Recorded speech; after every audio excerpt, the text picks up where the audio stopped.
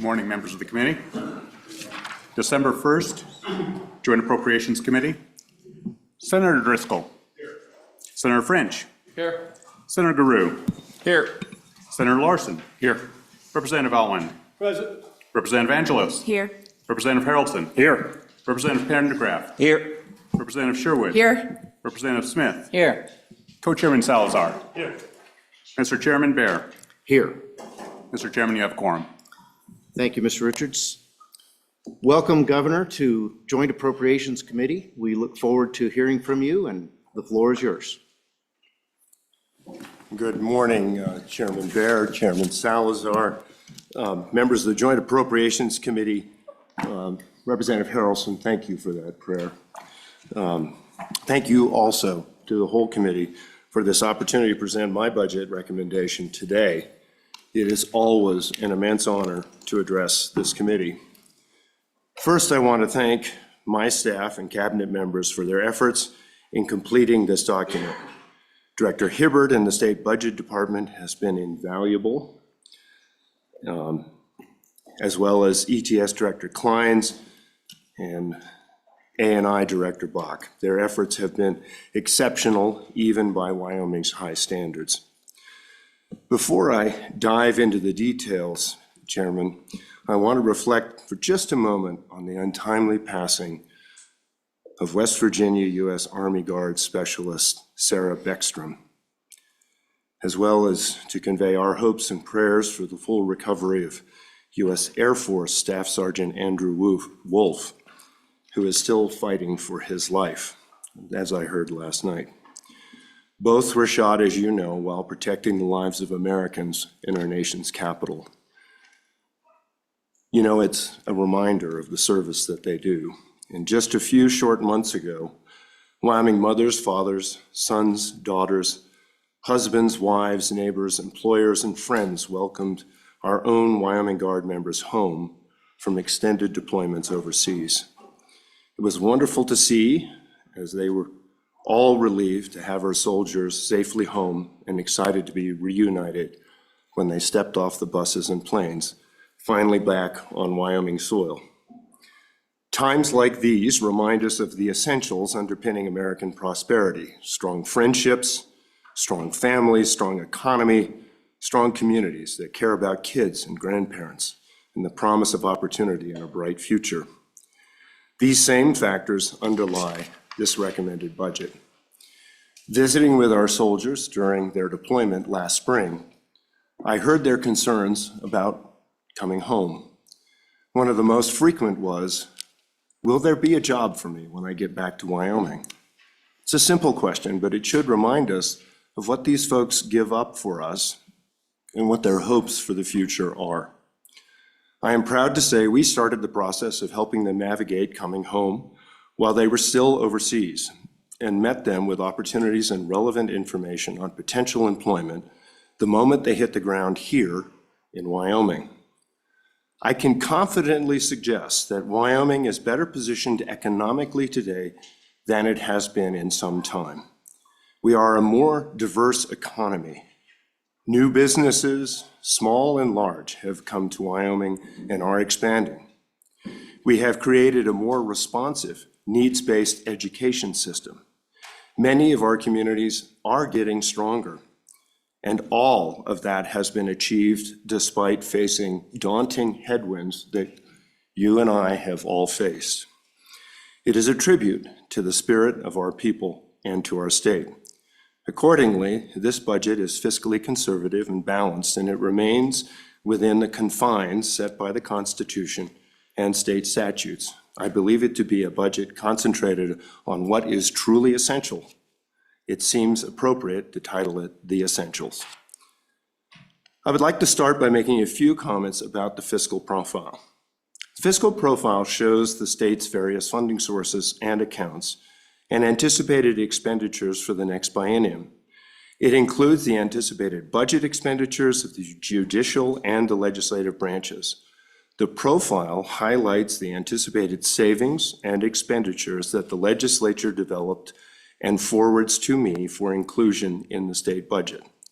Requests forwarded to me by the judiciary and legislature include the following. The Joint Education Committee and the Joint Appropriations Committee recommended school funding of $2.2 billion. Select Committee on School Capital Construction, $400 million. The judicial branch budget is $103 million. The legislative branch budget is $26 million. The Steamboat Scholarship Education Savings Account, I have put in at $30 million because we are a year out. The superintendent's letter is for $60 million. Additionally, there are some statutory required items that must go in the profile as well. The statutory transfer to highway funds of sales tax on vehicles of $130 million. The statutory reserve of 5% will be $193 million. Finally, the fiscal profile also contains savings recommendations. It seems a bit illogical to me to look at savings recommendations, which are an appropriation as expenditures, but nevertheless, that's how they're recorded. So, permanent savings recommendation, $250 million.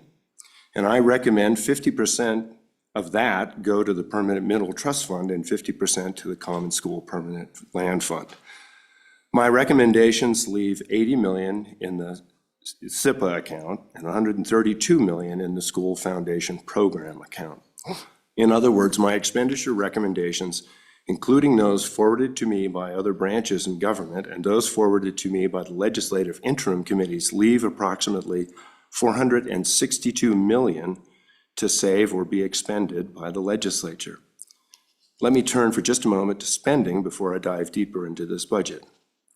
I would like to remind us all of one key fact that might be helpful as we think about the budget and spending. 76% of Wyoming's entire budget isn't spent on the administration of state agencies at all. It goes out the door to Wyoming communities, schools, hospitals, and local providers. Grants and aid, non-operating expenses, and contractual services total $8.4 billion out of an $11.1 billion, or 76% of all total spending. That's 2/3 of all the state spending that funds everything from Medicaid payments, community health services, school finance, to local governments and private businesses delivering services such as daycare providers, Homeland Security grants, Department of Workforce Service grants, et cetera. Now let me dive into the budget. My administration is committed to 4 core principles that help shape this document and this budget recommendation. Number 1, we want to protect Wyoming citizens and ensure their future. Number 2, support core industries, grow new ones, and expand opportunities. Number 3, maintain and improve effective and efficient government. And number 4, respect the foundational principle that government is best when it's closest to the people. Wyoming was built by pioneers who understood the importance of laying a little extra against the prospect of a harsh winter. We are the beneficiaries of their sensible, conservative, tenacious, and courageous values, benefiting more than any other generation from their labors. We can see the fruits of their wisdom in the income generated from our permanent funds. Our investment income is expected to be the largest source of revenue this year. This biennium alone, every Wyoming taxpayer can thank Wyoming Treasurer's Office for the investment portfolio reducing their overall tax burden. The investment earnings for the general fund from Wyoming's portfolio are anticipated to reach $913.7 million in this biennium. This is $913.7 million that Wyoming taxpayers won't have to pay. I commend the Wyoming Treasurer's Office for his vision. Wyoming savings are not idle, but invested, serving as a powerful diversifier to the volatility of a common commodity-driven economy. Some may suggest now is the time to cash in and stop worrying about Wyoming's future. I've heard a legislator or two, none in this room, who have expressed that sentiment. But we must not follow the template of Washington, D.C., spending profusely and willing to pile up debt without regard to consequence. That is not the Wyoming way. It certainly has not been Wyoming way to date. In the last 6 years, our conservative fiscal discipline maintained the state through two of its largest losses of income, a major pandemic and a prior administration bent on humiliating every industry that built our great state. After years of extraordinary budget volatility, this budget is an heir to our conservative philosophy and predicated on the fundamentals from which Wyoming emerged. In Wyoming, families come first. Wyoming families are hardworking, common-sense folks who are not looking for a government that meets all their needs. Our job, the job of government, is to provide the essentials that communities, families, and citizens cannot provide on their own, and be accountable and accessible. Wyoming communities are communities where neighbors support neighbors, where we come together to watch high school sports or maybe a school play. We are the people who look after our seniors and our veterans. The government's targeted support of the basic essentials like food and education is key to strong communities. Kids who are hungry don't learn as well, regardless of who is responsible. We must acknowledge the difficulties some families face securing adequate and appropriate nutrition in school and at home. My budget recommends Wyoming step up to mitigate the reduction of federal funds to administer the Supplemental Nutrition Assistance Program, ensuring hard-pressed working families can continue to receive the essential healthy nutrition they need. When working mothers and fathers are unable to meet families' wholesome nutritional needs despite working sometimes 3 or 4 jobs, we have to acknowledge there is a problem. I also recommend continued funding for the Sensible Nutrition Program, which provides education and life skills to help families make healthy food choices and stretch family budgets, including SNAP payments. It's truly giving a hand up, not a hand out. I encourage the legislature to support efforts to get locally grown healthy foods into our schools. It is the right thing to do, and to help this happen, the Department of Education is applying for a farm-to-school federal grant that supports this effort. However, regardless of the successes of the department's grant application, I ask that the legislature support the department to find ways to make this happen if the application is unsuccessful or it is too restrictive, as we know federal funds can be. We must ensure that our children have a first-class education that prepares them for jobs right here in Wyoming. Now, I acknowledge this legislature will wrestle with the constitutional requirement to fund education and anticipate you will find a solution, but I suspect it won't be easy. Over the past few years, we have transformed education from early childhood to postdoctoral. Initiatives like school choice and charter schools, the Reimagining and Innovating the Delivery of Education, or RIDE initiative, have augmented already fine schools by making education more relevant for students, parents, and employers. The results of these efforts are most encouraging. However, we must remember that public education is one of the school choices the vast majority of Wyoming families make, and it deserves the attention, funding, and flexibility that the legislature has shown to other educational choices. All 4 of my kids have benefited from Wyoming schools. They are contractors, cabinet and fine furniture builders, PhD hydrologists, and theater professionals. And they have grandkids that visited the ranch. All of them love our ranch, and they all received an excellent education in Wyoming's public schools. Our community colleges and the University of Wyoming continue to provide excellent education for aspiring high school students and those seeking further education or job training. Key to much of the improvement was the Wyoming Innovation Partnership, which used temporary federal funding to build a program that is now being fully integrated into the private sector. And we did that while asking a novel question. What is the return on our educational investment? That return on investment is more than impressive and is an open source, which I want to make clear. It is an open source on how we evaluate that, and it seeks constructive criticism to improve its rubric, so we really know what we're getting from the money we spend. Wyoming must think more strategically also about healthcare.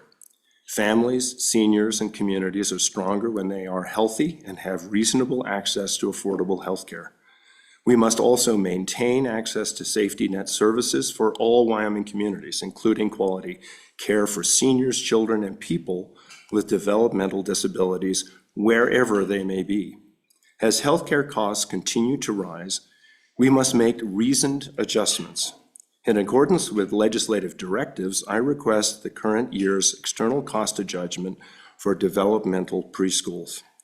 Additionally, to sustain Wyoming's provider network for critical services, my budget recommends increases to assure care for people with developmental disabilities, increase home health reimbursements for high-needs children, improve access to maternity services for new moms and families, and continue providing community-based resources that allow seniors and those with disabilities to stay in their homes longer.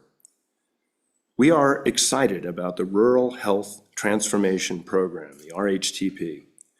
Through the Department of Health, Wyoming has submitted its plan, which is under review.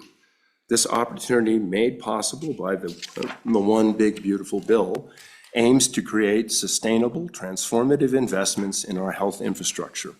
The RHTP proposal addresses pressing needs such as adequate access to obstetric, labor, and delivery services, support for rural healthcare providers, including small hospitals and EMS services on which we all depend, and our behavioral crisis system.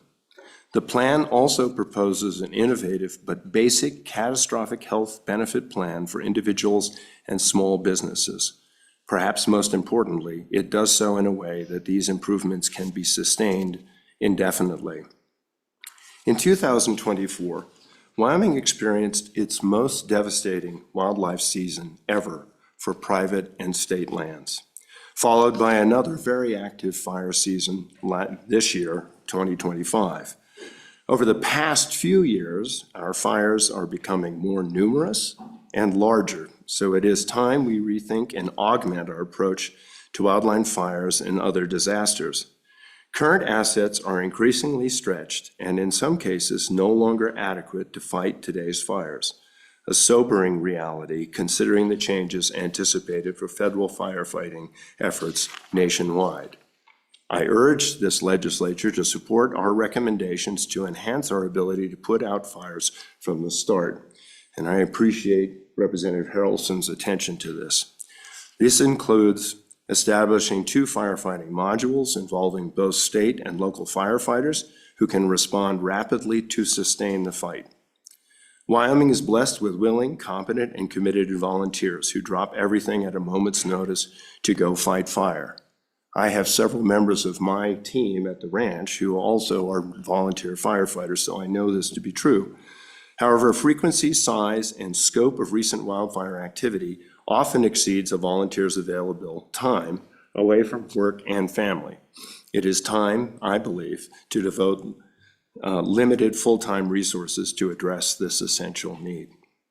I also asked the legislature to complete the program initiated last year to restore fire-damaged lands and resources, including controlling annual invasive grasses. This effort can reduce the costs and risks of future fire, the sorts of fire we saw in the House Draw Fire this year. The Department of Correction plays a primary role in the state's administration of criminal justice. It is a model of efficiency and effectiveness at housing and rehabilitating the incarcerated and supervising probationers and parolees. However, immediate financial attention is required. The Department of Correction requires $9.3 million, effective immediately, for out-of-state housing for the incarcerated.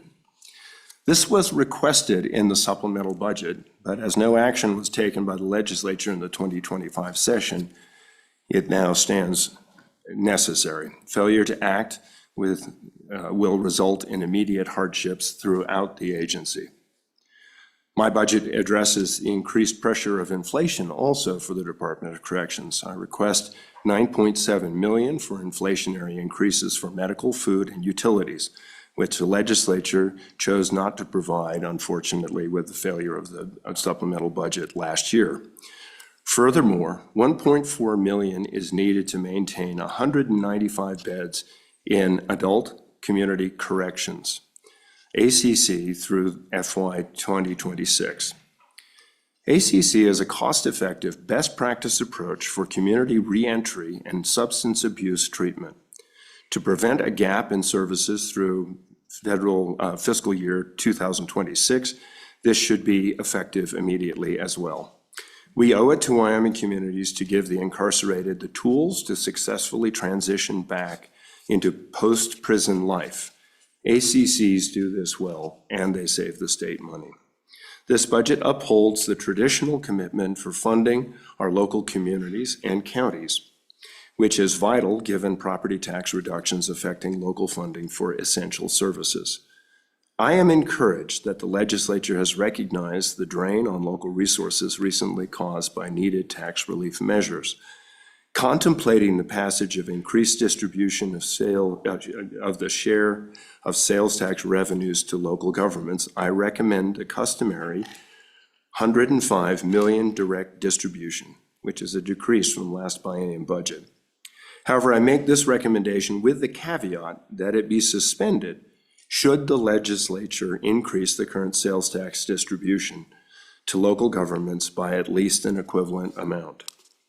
The legislature, as they have done in the past, is certainly free to increase the support for local towns and communities. Let me say this budget recommendation is predicated on supporting our core industries: agriculture, energy, mining, and tourism. The control of our water is perhaps our most precious, essential natural resource, certainly one that we've talked about recently a lot. We are experiencing a looming crisis as downstream states crave more of Wyoming's water. As we become drier, protecting our water becomes ever more essential. Because prior requests were not fully acted upon, I am saddened to tell you that I believe Wyoming is now behind. We are outmanned and outgunned by virtually every other state on the Colorado River. And make no mistake, those other basin states and irrigation districts are quite active. I recommend funding to shore up the state engineer's office and the attorney general's office to protect the use of our water, not only in the Colorado River basin, but in all basins that provide water to downstream states. So that would include the North Platte, that would include the Snake, and that would include the Bear, et cetera, et cetera. I would also note in passing that the Colorado River Basin Advisory Group used to have legislative representatives from the Colorado River Basin, and I know Senator Larson, you're on it, but I want to make sure that we have that kind of representation, if possible, in the basin, particularly at this important time as we are trying to figure out exactly what we're going to do before the Department of Interior jumps down our throat. We understand and have proven that we can have energy development alongside a thriving agricultural industry and a vigorous environment. We celebrate that Wyoming's efforts have generated a resurgence of the nuclear industry, exemplified by the Natrium project in Kemmerer. True energy abundance includes a broad supply of dependable, dispatchable, and plentiful energy. Energy is not a zero-sum challenge. Wyoming has benefited from a plethora of production. I can remember when Kojima was an important employer around KC.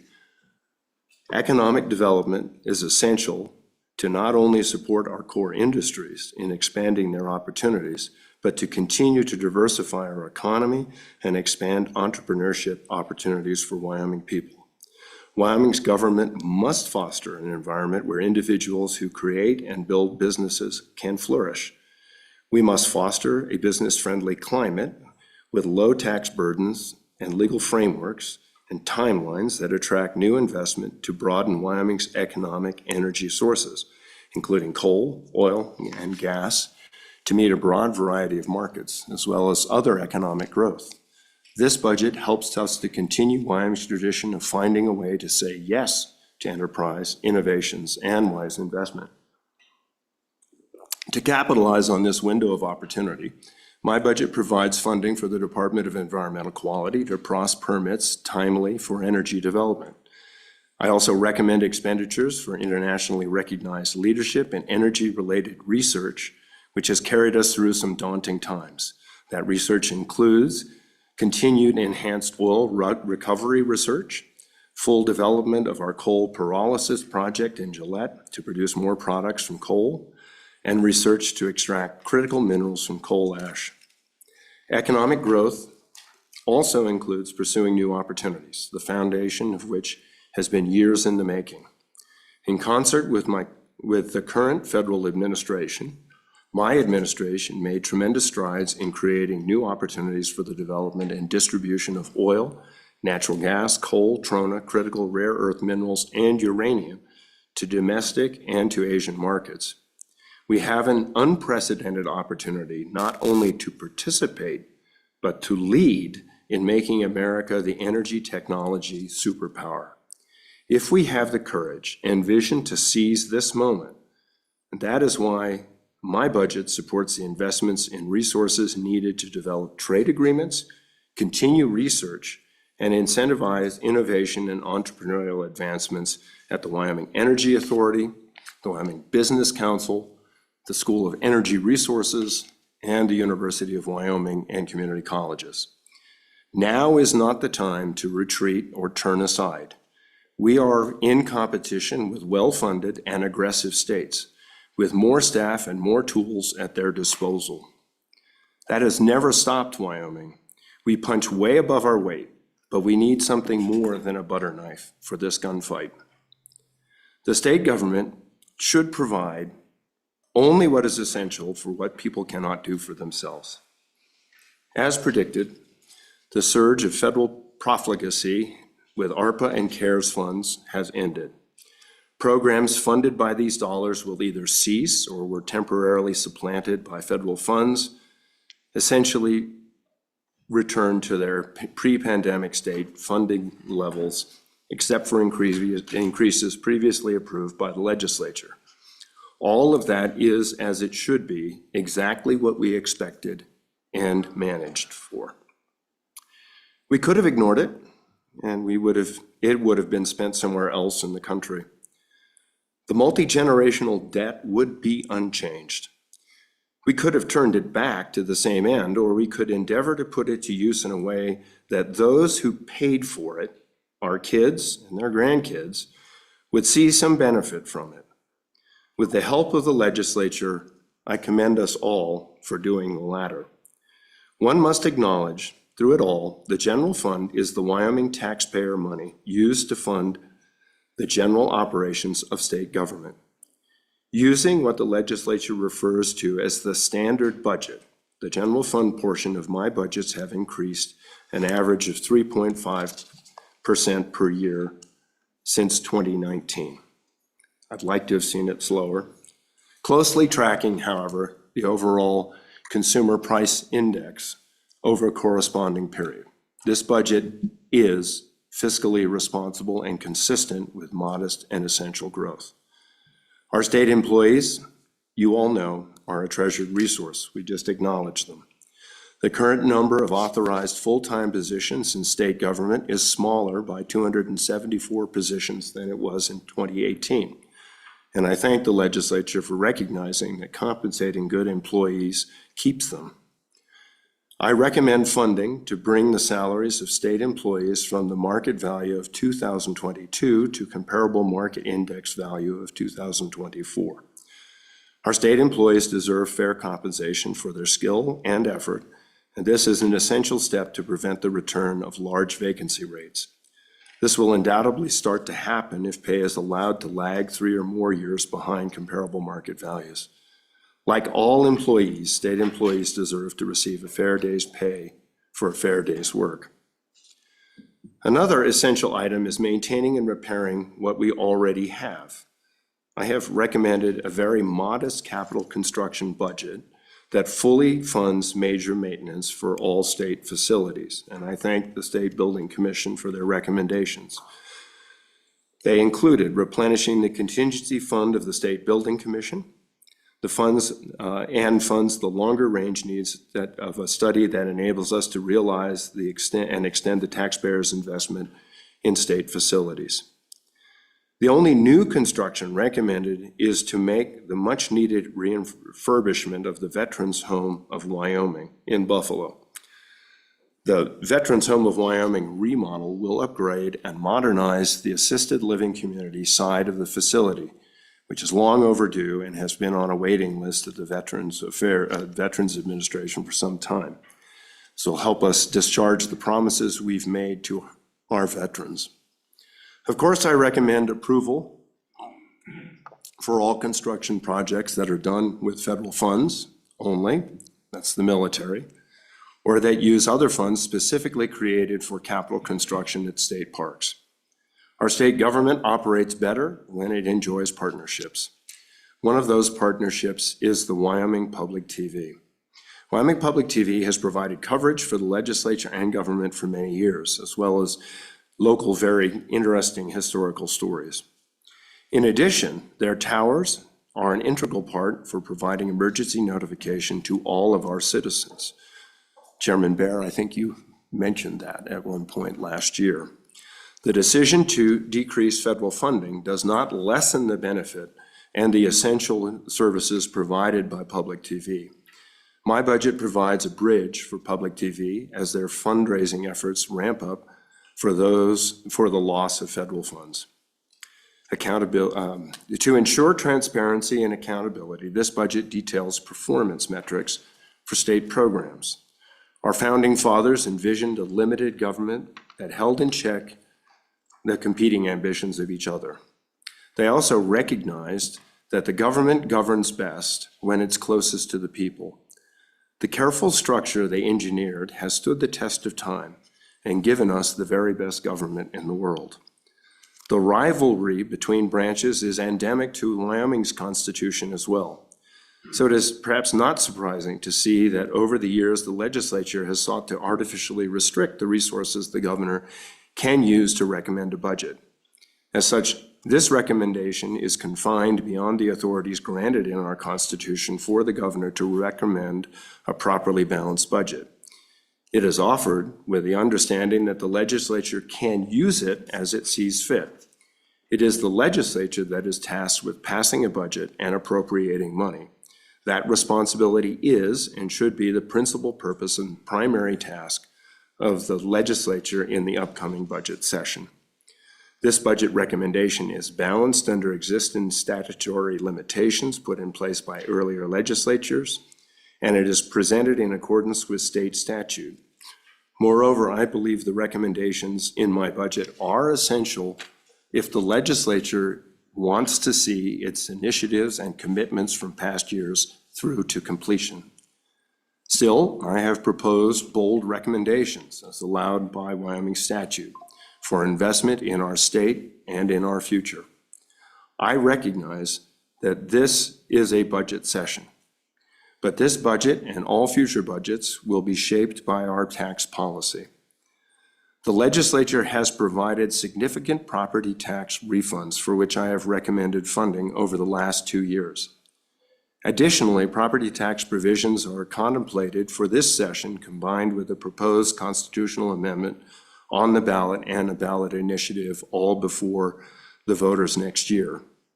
I urge the legislature to take a comprehensive look at the entire tax structure, recognizing those who are currently shouldering the major tax burden, rather than just focus on disproportional relief measures that often benefit the most wealthy or part-time property owners. Such a narrow focus usually ends up shorting local communities and schools and shifts payment burden to core industries.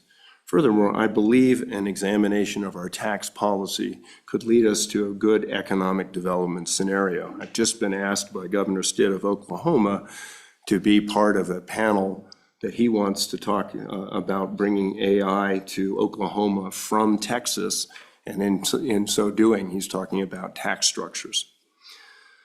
We are blessed to live in a state plentiful in natural resources, conservative and enterprising in spirit, and where our forebears experienced in ups and downs of a commodity economy, set aside wealth generated through mineral development into permanent funds and reserves as a bulwark against busts and a benefit to future generations. Our forebears were stern and hardy folks who, like many of our parents or grandparents, saw good times but remembered the bad. We are the beneficiaries of their legacy and their wisdom. Ours is the obligation to leave our state and her people and her successors better off for our time here. This budget provides perhaps a roadmap emphasizing the core principles necessary to promote a solid economy, support strong communities, maintain educational excellence, develop our natural resources responsibly, and care for our people in need. I commend it to your attention, and I urge this legislature and the people of Wyoming to support these recommendations for an essential budget, ensuring a brighter tomorrow for all who call the Cowboy State home. I look forward to working with you over the next several months. I thank you for this privilege, Chairman Bear, Chairman Salazar, members of this committee, and I have some time for questions if you have some. Thank you. Questions for the governor?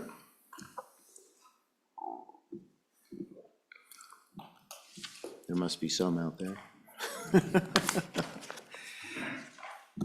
Go ahead, Representative Sherwood.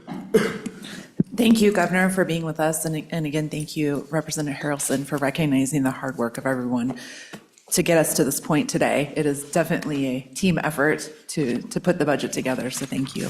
Governor, I wonder if you would speak on sort of the juxtaposition of Wyoming enjoying a more diverse economy today, which is a huge win for us, but at the same time, the outmigration of our youth is the highest in the nation. So how do we use the tools allowed to us in the budget to sort of address those two things that seem in conflict with one another?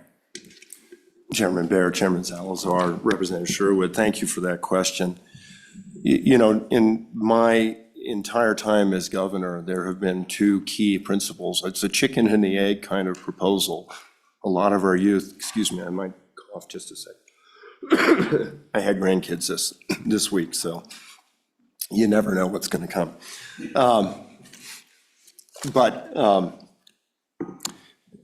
The chicken and egg issue is that a lot of our youth leave because there aren't jobs here. And sometimes it's hard to attract industries here because we don't have the workforce. So we've tried to take both of those on, both by sort of re-envisioning the way we educate, and that's for the current workforce as well as our youth coming up. I believe strongly, and I've mentioned this over and over again, that Wyoming is a great place to raise a family. It's safe, it's got the right values, all the things that a family could want. It makes for communities that are strong. And as I say, show up for the football games or the volleyball games or the school plays or the band concerts or whatever it is that go to church. These are things that I think promote a family staying here, which hopefully then leads to them being well-educated here, and people can come in and say, gosh, I have a workforce, I have an education system that can meet the needs of this workforce. That's one of the things that brought Kel-Tec here without any investment. That's one of the things that has brought a number of businesses to Wyoming, has been, we have a modest need for workforce, and we're going to employ it at a good rate. So I think this is a snowball that will begin to grow. As we see, it's starting down here, it's starting in Evanston, and in a couple of other places. We continue to make sure that our core industries have, it's our coal mines, our oil and gas and others, that they continue to have the jobs that are important to that too. Does that help you? We could go on. Yeah. Did you have a follow-up? Thank you, Governor. Vice Chairman Pennick. Thank you, Mr. Chairman. Welcome, Governor. It's good to see you again. You've spoken many times over the last couple of years about an all-in or all of the above energy policy. And I would just ask that you describe for us where you think, what that looks like over the next 5 to 10 years for Wyoming, the balance between the traditional energy that we've enjoyed for so long, and what do you see on the horizon? Mr. Chairman, Representative Pendergraft, thank you for that question. I think it's important that Wyoming be able to develop all of its resources. Now, I have talked about all of the above. That seems to be a national watchword at this point. I've kind of amended that to talk about best of all of the above so that we can look where it's appropriate for certain things to be and try to encourage those. Because I think Wyoming has the potential to have tremendous resources, most of which 12 times of which we export out of the state. I think there are some opportunities there for us to further reduce the tax burdens on Wyoming people that this legislature has wrestled with for the last couple of years. But I also think there are some tremendous opportunities. Now, who knows if we're going to have, forgive me, I'm a rancher, so when I talk about AI, it's not artificial intelligence. So in the case of artificial intelligence, it is maybe a bubble, but data certainly is not going to be going away anytime soon. The demand that for electricity has grown substantially. I have several times this fall talked about the possibility of perhaps containing most of that new demand within the state where we are not bothered by the dictates of California, Oregon, or Washington, but we can actually develop our resources as we see fit.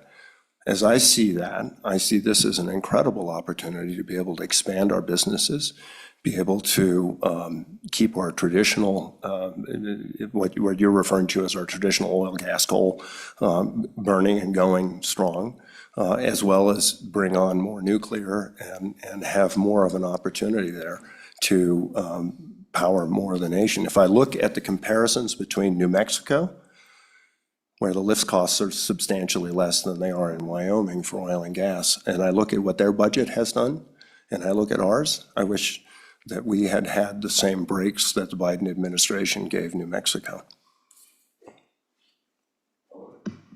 Okay. Speaker Pro Tem Harrelson, please. Thank you, Mr. Chairman, Mr. Governor. I'm going to do a little bit of a follow-up on there because obviously this very much pertains to my community and, well, to every community. I think there's not a community in Wyoming that isn't affected by this conversation about energy. One concern that I have, and I kind of want to get maybe you to opine on it, when we talk about data centers, when we talk about this industry, one of the things we're finding is they are putting stipulations on how we build our electrons.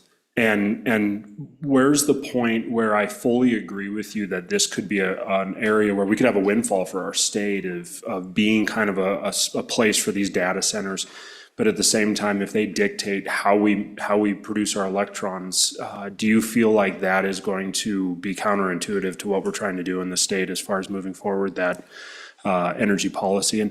And what does that look like as we're seeing more and more data coming forward that maybe what 10 years ago was the silver bullet of power generation is falling on its face, and we're kind of going backwards and saying, hey, the baseload generation's our future. Can you kind of talk a little bit more, go a little deeper down that vein? Mr. Chairman and Speaker Pro Tem Harrelson, thank you for that question. I think it's key that Wyoming build the policy under which these projects can be built here. And so, you know, that would be making sure that we don't use excessive water. We have data centers that don't use water now. It makes sure that it is about economic development, that it protects our ratepayers. That's one of the biggest concerns that I have. And that it's, you know, as we develop this policy, it's open and transparent. With that, I believe there are enough different data center purveyors at this point. And yes, they are, you know, some of them are saying we're going to do it with ESG or whatever. Well, knock yourself out, go somewhere else. But if you're just interested in doing it here, where we do it better, where we do it thoughtfully, cleanly, environmentally, safely, et cetera, then maybe there's a place for you here and we can provide jobs. There are two things that I think appeal to me about that. representative, and it comes back to Representative Sherwood's point. Data centers don't offer tremendous amounts of employment. The building of those does. So in some ways, they reflect a bit the oil and gas industry, where when you have a lot of drilling going on, you have a lot of employment, and then afterwards, it's the people that kind of maintain the fields that are still there. So this is somewhat in the scope of what Wyoming is used to, and hopefully does not put too much of a strain on our communities, if that helps. I welcome the opportunity to kind of talk about what this serendipity could bring to us, but to do it on terms that Wyoming cares about and makes sense to us. Thanks. Majority Floor Leader Group, please. My minority Floor Leader, sorry. Well, field promotions are always welcome. Thank you, Mr. Chairman. Good morning, Governor. I'm going to stick on the energy field for a minute. Before I do, I just want to say, when I started on this committee, we started together in this budget process, and now this is probably one of our last ones together. Knowing how the political wind's going, you never know, but I just wanted to tell you I appreciate it. It's always been an enjoyable experience for the most part, and so for both of us. But on the energy front, if you could just kind of expand a little bit. You talked about investments with the University of Wyoming and what they're producing there. And I also know that you and your team have been working a lot in the Pacific Rim. Can you tie those two together and where you see that going in the future? You have money in there for the trade office in Taiwan. I know you spent some time in Japan doing some exciting work with their government and some of the things that they're using from research that's come from the University of Wyoming. How do you see that evolving? How do you see that evolving in this budget now and as we go forward? Thank you, Mr. Chairman. Mr. Chairman, Senator Guru, good morning to you, and also it's been, for the most part, enjoyable all the time that we have spent together on this, on budget matters. Thank you for the question. This year, as I think many of you know, we did a trade mission to Taiwan and to Japan. And for those of you in Gillette and maybe down in Rock Springs, you've heard us talk about the fact that it was really pleasant to learn that they are very interested in American gas primarily. And the Trump administration has been very eager to see Alaskan gas make that trip. Turned out that between Wyoming and Utah, and perhaps New Mexico, we can provide most of that gas quicker because we don't have as much infrastructure to build. In fact, between those three states, we put together a study that indicated what the potential for that market was. Luckily, because Jonah Gas meets UN protocols, gulp, they are in the driver's seat for being able to sell gas to Japan, because both Japan and Taiwan acknowledge that they still have a net zero policy, but they also acknowledge that they're going to still see 20% of their electric fleet as coal and a portion of that as nuclear. It's interesting that there's a turnaround on both of those because Japan was just decommissioning its last nuclear plant.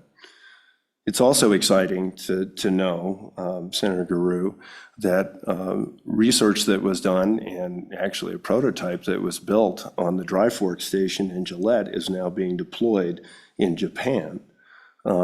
Because they still are very anxious to be able to meet their net zero by 2050 gains. It was, I think Chief probably can talk to you a little bit more. He and Randall both traveled to Japan and to Taiwan to further these discussions. It turns out that if you link New Mexico, Utah, and Wyoming together, we have the resources that Texas does. And it's always interesting to me that whenever anybody thinks about energy, they think about Texas. They should be thinking about the Rocky Mountain states. And we believe that with Wyoming's leadership, that we're able to be able to promote that. So I think this is a bright future for us, and one that that Wyoming can meet. Follow up? All right. All right. Governor, I have a comment and a question, and I'm sure this will help the people out there that are wondering how this process will go, working with your office and us, and between the House and the Senate going forward. First of all, I'd like to say I'm pleased to see that your recommendation for the local distribution matches what our summer's work really has developed. And I think that's just one incentive, one point where we're certainly going to find agreement and be able to work through. I hope that we can find many of those types of agreements. And then there will be other things that we will disagree on, and that always happens, I'm sure. But hopefully we'll be able to work through those and have a great product when we're done. One of the things that I would like to ask you about is the savings. We have been putting a considerable amount of savings away in the last several years. We've put about 10% of the corpus into the corpus recently. And I'm looking at the potential of this recalibration and future ECAs having a deleterious effect on our balances in the school foundation program. So my question to you is pretty simple. Just what is your thinking behind putting it into permanent savings versus, for instance, the LISRA, where we would be able to access that money should we go and get into trouble with the school foundation program with these additional expenditures that we're looking at? Chairman Barrett, thank you very much for that, Chairman Zalazar. The LISRA has been an interesting creature to me over the years. It is certainly the backstop that helps us get through the 30% drop in income that we had during COVID. It's certainly been helpful over time. I have been anxious to try to put some constraints on it. In fact, one reason that I worked as hard as I did to get Amendment A passed back in the time that I was treasurer was because that was money that was just sitting at a very low return. As you know, we refer to them as savings, but they're really more investments. It's almost like a 501k or something like that. And not being able to deploy what was closing in on $1 billion at that time to the benefit of Wyoming citizens was something I wanted to get fixed. We were able to get that passed, and then the next thing to me was to try to figure out how to put some constraints on the LISRA so that we wouldn't spend it all in a year. That's a temptation that always presents itself.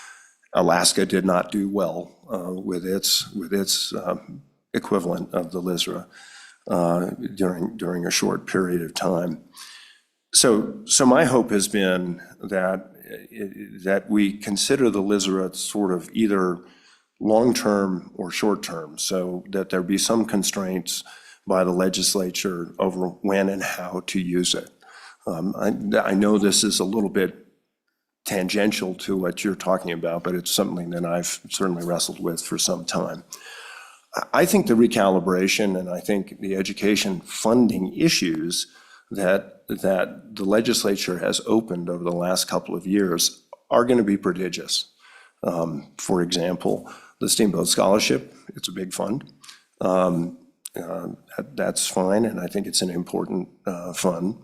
The fact that we don't really have a limit on how many charter schools and whether we're going to look at them as one district or separate districts and whether that's going to grow government and administrative costs, those are all things that I think are going to have to be wrestled with in time. You and I have spoken, I think, last year about, what are the ways that we could look at this, and I'm certainly willing to work with you to try to find ways to do that. I think it's in the legislature's purview to put the money where it is. I think as a conservative, I always think, well, if I can put that money aside, kind of echoing Stan Hathaway's comments about future legislatures, spending all the money in a permanent thing, then it will return, as we have seen this year. Now, that doesn't always work. Back in 2008, thank God we had coal, because our investments tanked. And so there's a lot of volatility there. I think, to answer your question directly, I'm willing to discuss what should be put in permanent savings, but I generally think that being able to set some of that aside is good for us all now and in the future. Thank you, Governor. Thank you. Mr. Co-Chair, do you have anything you'd like to add? Well, I think with that comment, you've given us a challenge to keep our hands off of the LISRA, and I think that this committee will work very hard and diligently at that, and hopefully future legislatures will as well. I agree with your sentiment there. So thank you for the answer, and thank you for your time today. Much appreciated. Thank you, Chairman. Thank you, Chairman, members of the committee. Thanks very, very much.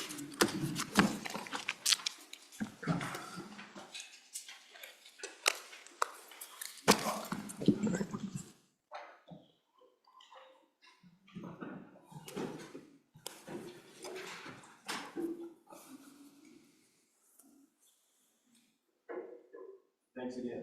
Thank you.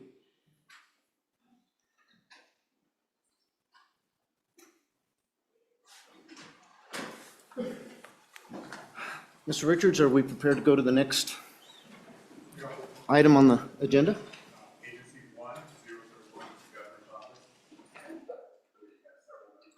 Governor's office to walk us through that. All right. Chief, we'll start with you if you'd like to introduce your staff here and who you'd like to have speak first, and please proceed. Sure, thank you. Chairman Bear, pleasure to be here this morning. Chairman Salazar, it's a pleasure to be with you and members of the committee. Today I have with me from, I think all of you know everybody, but you've got on the far end, you've got Kevin Hibbert, who is the Director of the State Budget Department, and his right hand, Jess. Though they will be here, and they keep us on track and help us know where we're at if we've got questions about funds or things like that. He's our Don Richards, and so is Jess. So we've got Seth with us here. Seth is a policy director our policy advisor in the governor's office, but he's also specifically over the budget and helps with our budget. We have our good friend here. This is, I'm having brain fog. Rory, thank you. Rory, who is from A&I, and she is actually the governor's, I guess, the chief financial officer. She manages our budget for us and sends us our reports and lets us know when we're overspent or and helps us manage our budget. And I've got here on my right, Randall Luthi, who is the chief policy advisor and chief energy policy advisor to the governor. So, and of course, I'm Drew Perkins, the governor's chief of staff. We have for you today at Agency 1, Office of the Governor. What I would do is, unless you would like me to do something different, is I would start on page 17 of our budget. Excuse me, that's not right. Page 16 of our budget, which is our exception request priorities. And I will go down through those, and then on some of those, if there's other questions about standard budgets, I'll also hit a few other points about budget items that are not listed in here, if that's okay with you, Mr. Chairman. Thank you. Priority number one in the governor's office in our exception request is the FNRPA account, the Federal Natural Resources Policy account. The current balance of this account, you can find this on page 103 of our budget book. And what you'll find on page 103 is, as we talk about that, you'll see the existing fund, and like I say, the balance as of 11/20 was 3.3 million. In this, there's also probably a few obligations that haven't been paid out of this. There's the Black Hills National Forest Management Plan. There's probably an amount in here for, which I think is about $143,000. There's also encumbrances in here for the comprehensive natural resource, the natural resource comprehensive plan, which I think is about $210,000 of encumbered. There's also, I was gonna check with Nolan, but Nolan is out on maternity leave.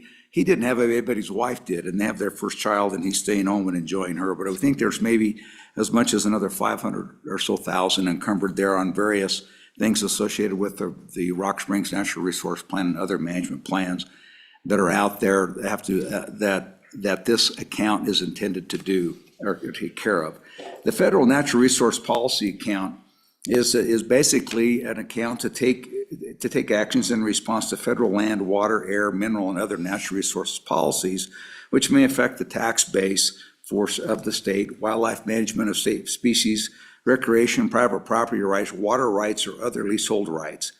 And so they also not only provide resources for the state, but they also provide the ability for local governments to come and apply to use this money as well. So it was created to help also, like I say, help fund state and local governments to participate because they have the ability to participate at a local level as cooperating agencies. But to be able to cooperate an agency and not have any money to hire experts or to do studies or to do those types of things, make that not a very effective use of a local government agency accounting, for example, to be a cooperating agency. And so the purpose of this fund is to continue to provide those resources both to the state and to local communities to do that. And so in that, we've supported litigation in challenging and supporting coal leasing, mine plans, coal exports, quality air regulations, water regulations, oil and gas regulations, and leasing, particularly from the federal government that have been adverse to the state, land and resource management plans, including grazing, supplemental upfading, tribal hunting rights, Endangered Species Act rules, endangered species listings. This fund has been used by state and local agencies to support either advocating for or against various policies, depending on how they affected Wyoming.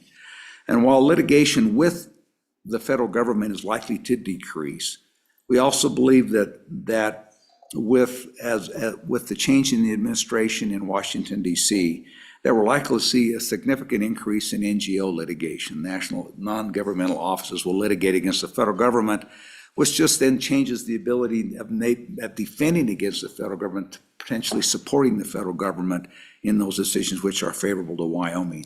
So we don't think that those risks go away, and therefore we've asked for this additional $1 million to go in there, which again is not spent unless it's needed, and so that would raise that amount to about a little over $4 million would be going to the biennium with that. The priority number 2 is constituent software maintenance.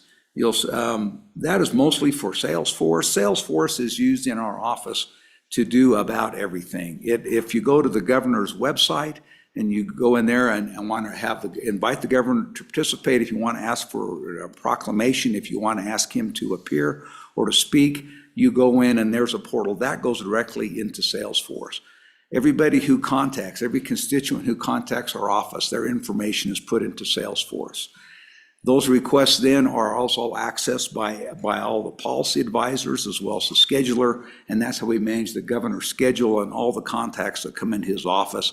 And that's how we communicate and have recommendations and have a record of who contacts us, what they are, and also gives us the ability to look back in time and see if there's repetitive requests, if we've done this before, if someone is, sometimes it gives us information whether someone is an interesting person who is kind of a one-issue person who always beats something, whether it might be a conspiracy theorist, or whether it's someone who's a first time and looking for something, whether it is a grade school class or whomever contacts the governor's office, it gives us a record. And so this is mostly licensing for almost everyone in our office to have access for Salesforce. And it just is as a tool that we've developed. In fact, many of the states have looked at what we're doing and are adopting our example because it's been so effective. And so that's what that $100,000 is about, is mostly the Salesforce licenses. We also have Director Kleins from the Department of ETS is working on Salesforce. There's a few companies that make this way too expensive. And so we're looking at trying to have enterprise-wide licensing.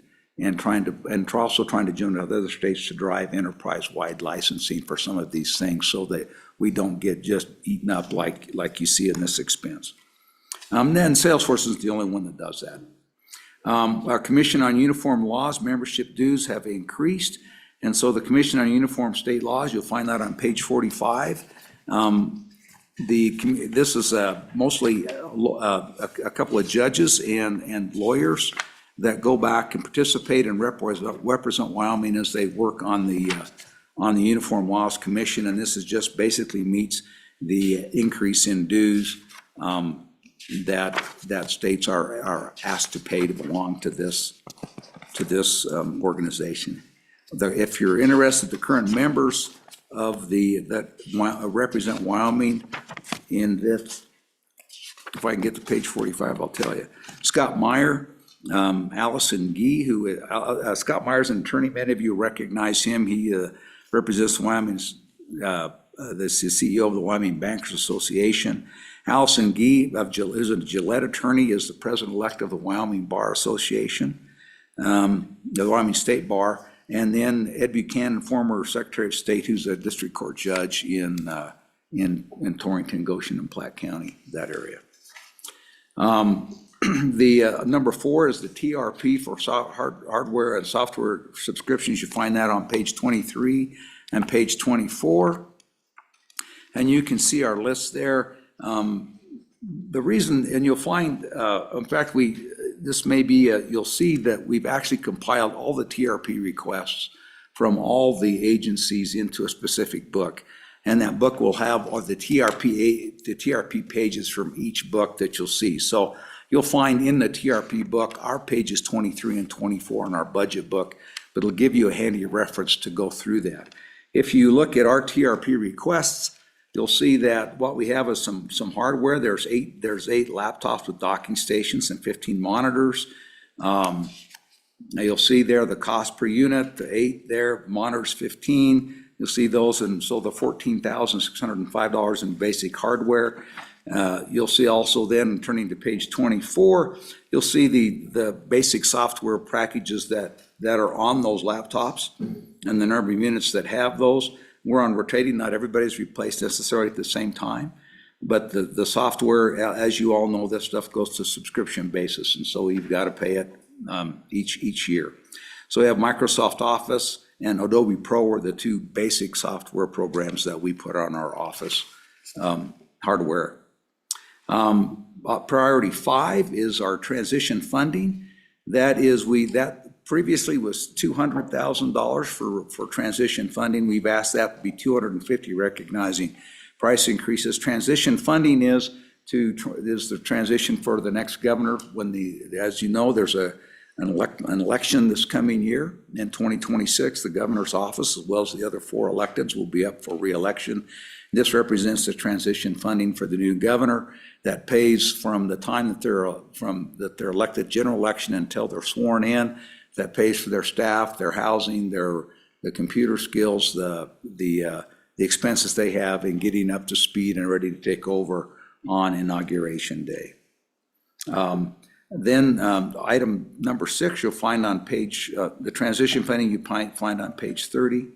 On page 35 is priority 6, blockchain task force removal. And you'll see what we've had is that this money was deposited in the governor's office for a blockchain task force, mostly for non-legislative members who might serve on that. That hasn't been used in this biennium. And since it hasn't been used and no one's asked for it, we'd have no reason that it should continue. And so that one is actually a negative exception request. The last one you see down there is priority number 7 is wild horse management. This is money that was appropriated in the last biennium. Wild horse management, you'll find on page 38 of our budget book. And the reason it's $1 is in order to keep it alive in our budgeting software, you have to put $1 in there. So we're really not asking for $1. What we're really asking for is to keep this money alive. The money was originally taken in House Bill 5, which was HEA 45. a number of sessions ago. There is some matching requested, but ultimately, there's the Wind River Indian Reservation, as well as other areas within Wyoming, continue to suffer from inadequate management of excessive wild and feral horses. In cooperative agreements with Shoshone and Arapaho Tribal Game and Fish, as well as Wyoming Honor Farm, revealed significant successful results in addressing some of these issues. And the failure to continue to provide eligible funding for these through the next millennium result in missing, we believe, some crucial opportunities to avoid further ecological damage caused by feral horses, basically overgrazing in various areas, including the Red Desert and the Shoshone and on the Wind River Indian Reservation. And so there has been some difficulty in matching these things up with the expenditures from the nations. But we would ask this to be extended. In addition, there's been some ability with the change of state administration from the BLM director, state of Wyoming has also slowed down the ability to work cooperatively in some of the wild horse management issues. And so with that, we're just asking that this money be carried over and allowed to continue to be held until it can be used appropriately, particularly on the Wind River Indian Reservation. Anything else I've missed on that? No, I think you clarified that pretty well. That is just a carryover. The program has been used in the past, in particular to remove some of the horses from the Wind River Indian Reservation. And it's been a program that's been very cooperative. Where we're sort of tied up right now is there's just a question of legislature required that it be a match. And we're still working through the tribes on seeing that that actually occurs. Mr. Luthi or Chief, could you tell us what the balance is of that account right now? Do you know what that is? I think there's, there you go, I was gonna say, 700, Kevin's right. Okay. Thank you, Kevin. $700,000 left in there. I think the other thing I would just probably point out, there's a few budget items I would just also point out. If you go to page 98, you would find the base budget for the America Rescue Plan Act, or ARPA, that's now zeroed out. If you go to the ESA, a few other things that I just wanted to bring to your attention, the Office of the Governor. If you go to page 101, you see the Natural Resource Policy account, the standard budget in there. Again, that's kind of the standard request. You'll see that our exception request this year is just for that additional $1 million. If you go to page 108, you'll find the endangered species account. There's a standard budget request in there at 675. We ask that just remain constant in there. As you know, having the ability to conduct inventories and species of the state's list of species of greatest concern and need continues to be very essential for Wyoming, from everything from grazing to minerals to recreation to ag and wildlife and sportsmen. So just making sure that we've got the resources to do those things continues to be incredibly vital. And so you'll find. Can I add a bit? Sure, go ahead. Thank you, Chief, and Mr. Chairman, Randall Luthi, Policy Advisor. Just wanted to comment a little bit more about that ESA account and how it's been used in the past. You probably, if you follow the news, which I know you all do, several national or non-governmental organizations are always petitioning to have certain species listed. And these are often species like bumblebees. That's one of the later examples. And when those petitions are filed, it's also very important to actually get a status of what those are in Wyoming, how many we have, what areas they're found in. And that's what we've been using that account for, to actually get actual data so that hopefully, we normally don't encourage species to be listed.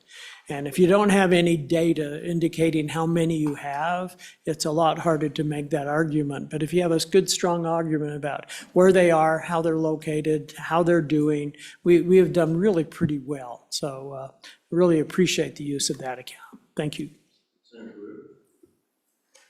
Thank you, Mr. Chairman. I had a question about legal stuff, but the chief mentioned something about ARPA, and so I brought up a question. We've got, let's see here. We've got two AWAC positions in that ARPA account, but you said that it drained it out. So I'm just wondering, are those limited now to the just 2026 as we work that through? Is that the point of that? Yes. Mr. Chairman. Chairman. Mr. Hibbert, did you want to add? Excellent question. You will find that in the state budget department's budget. And the explanation is that we have positions in workforce services, we got positions in the governor's office, in the budget department, and Department of Health. And by statute, in AWAC, these are all AWAC positions, we have to get the legislature to approve us to be able to use those crossing a biennium.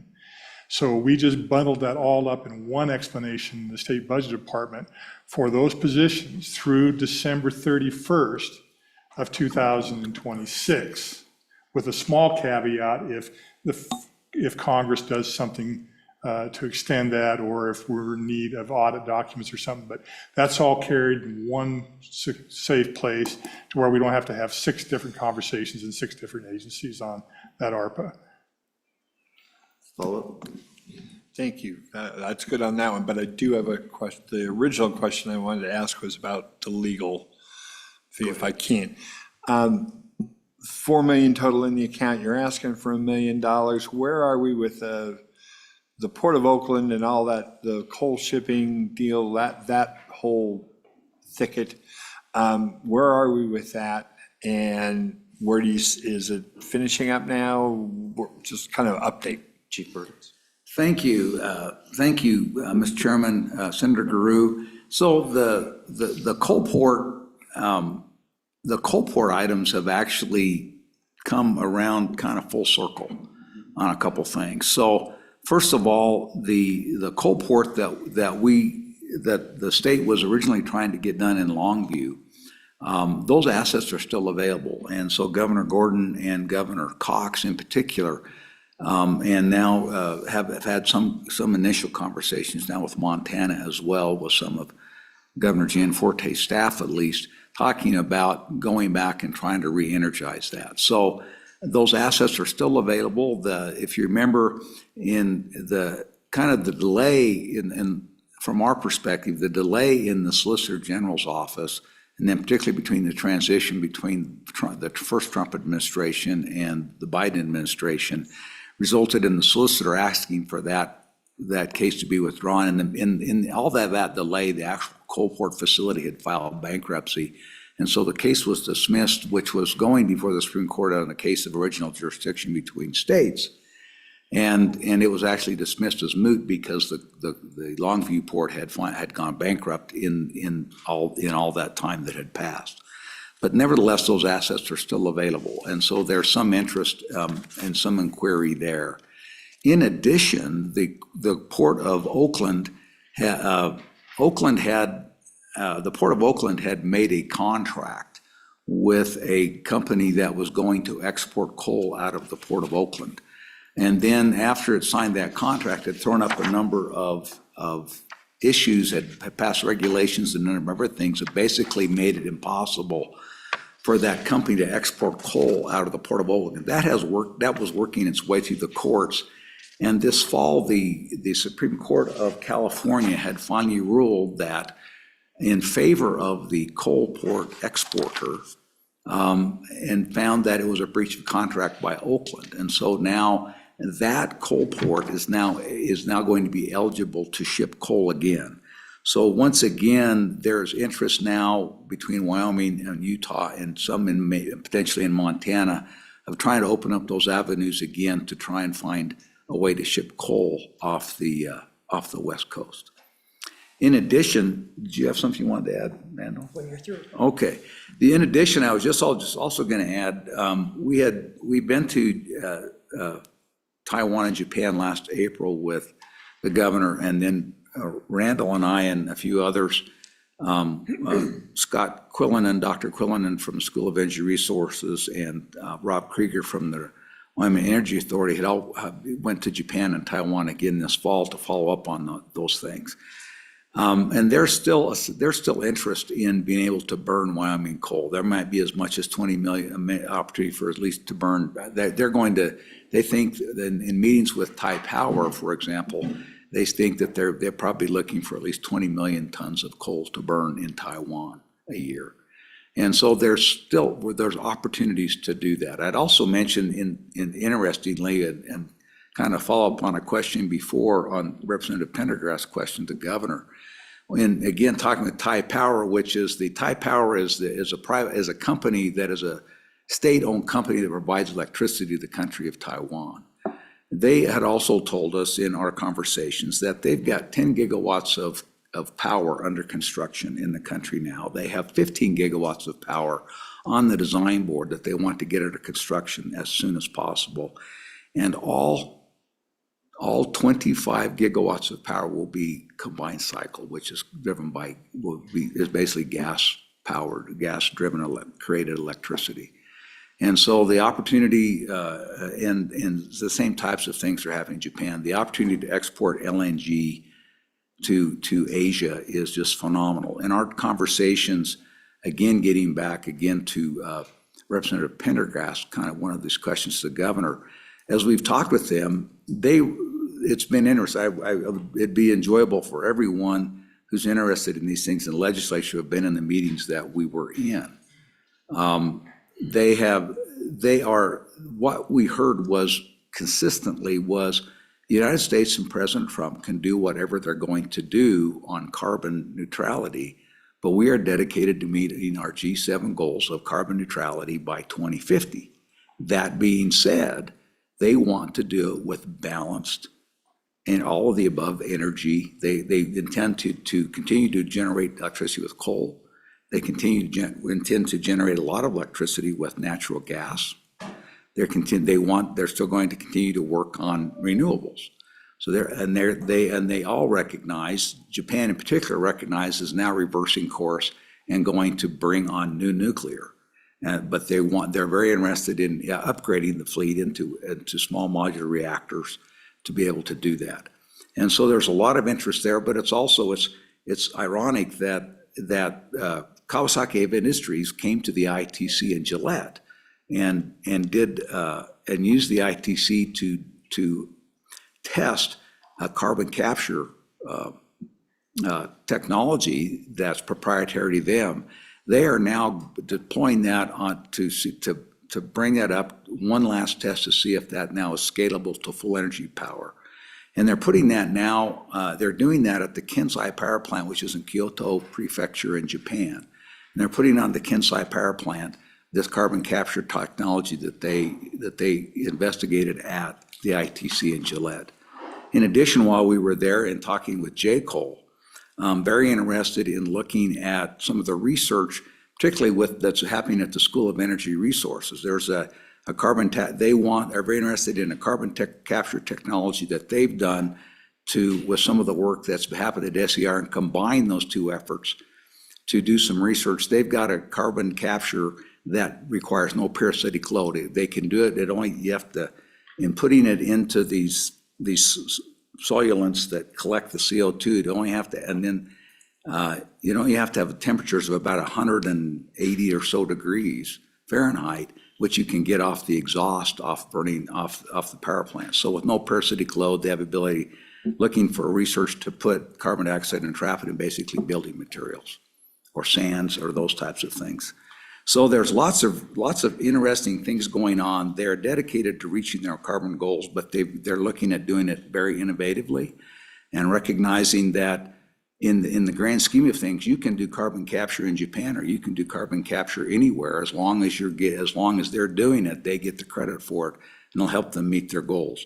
So again, as you look at all the above energy, and they recognize that Wyoming is the leader in carbon management, that the university now, especially now it's a tier one, it's chief tier one status, is leading the nation on both research that is happening at the University of Wyoming is not happening anywhere else in the world right now on some of these things that will help prolong and expand the ability to use fossil fuels well into the future.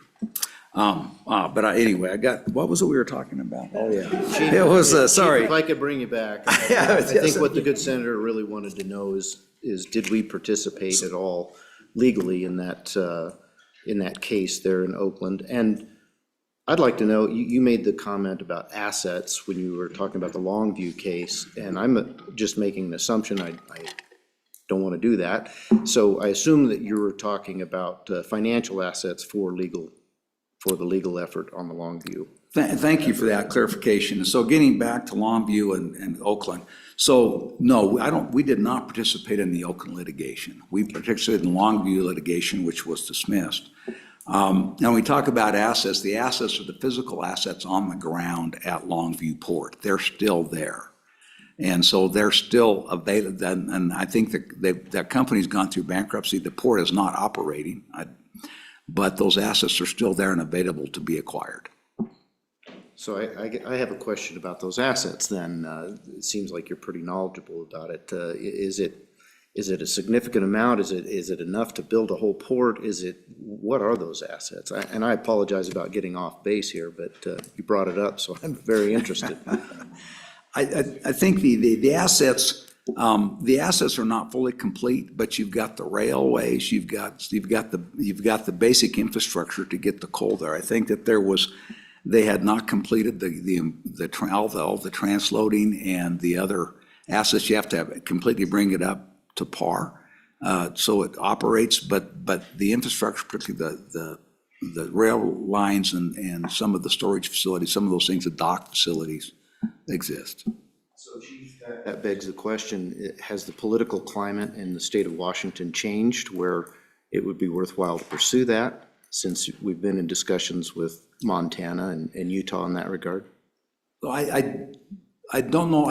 Do not believe the political climate has changed. The interesting thing is what we're looking at is the legal climate may have changed, in particular with some of the, like I say, the one in Oakland appears to be a relatively narrow holding. It was a breach of contract. You promised this company they could do this.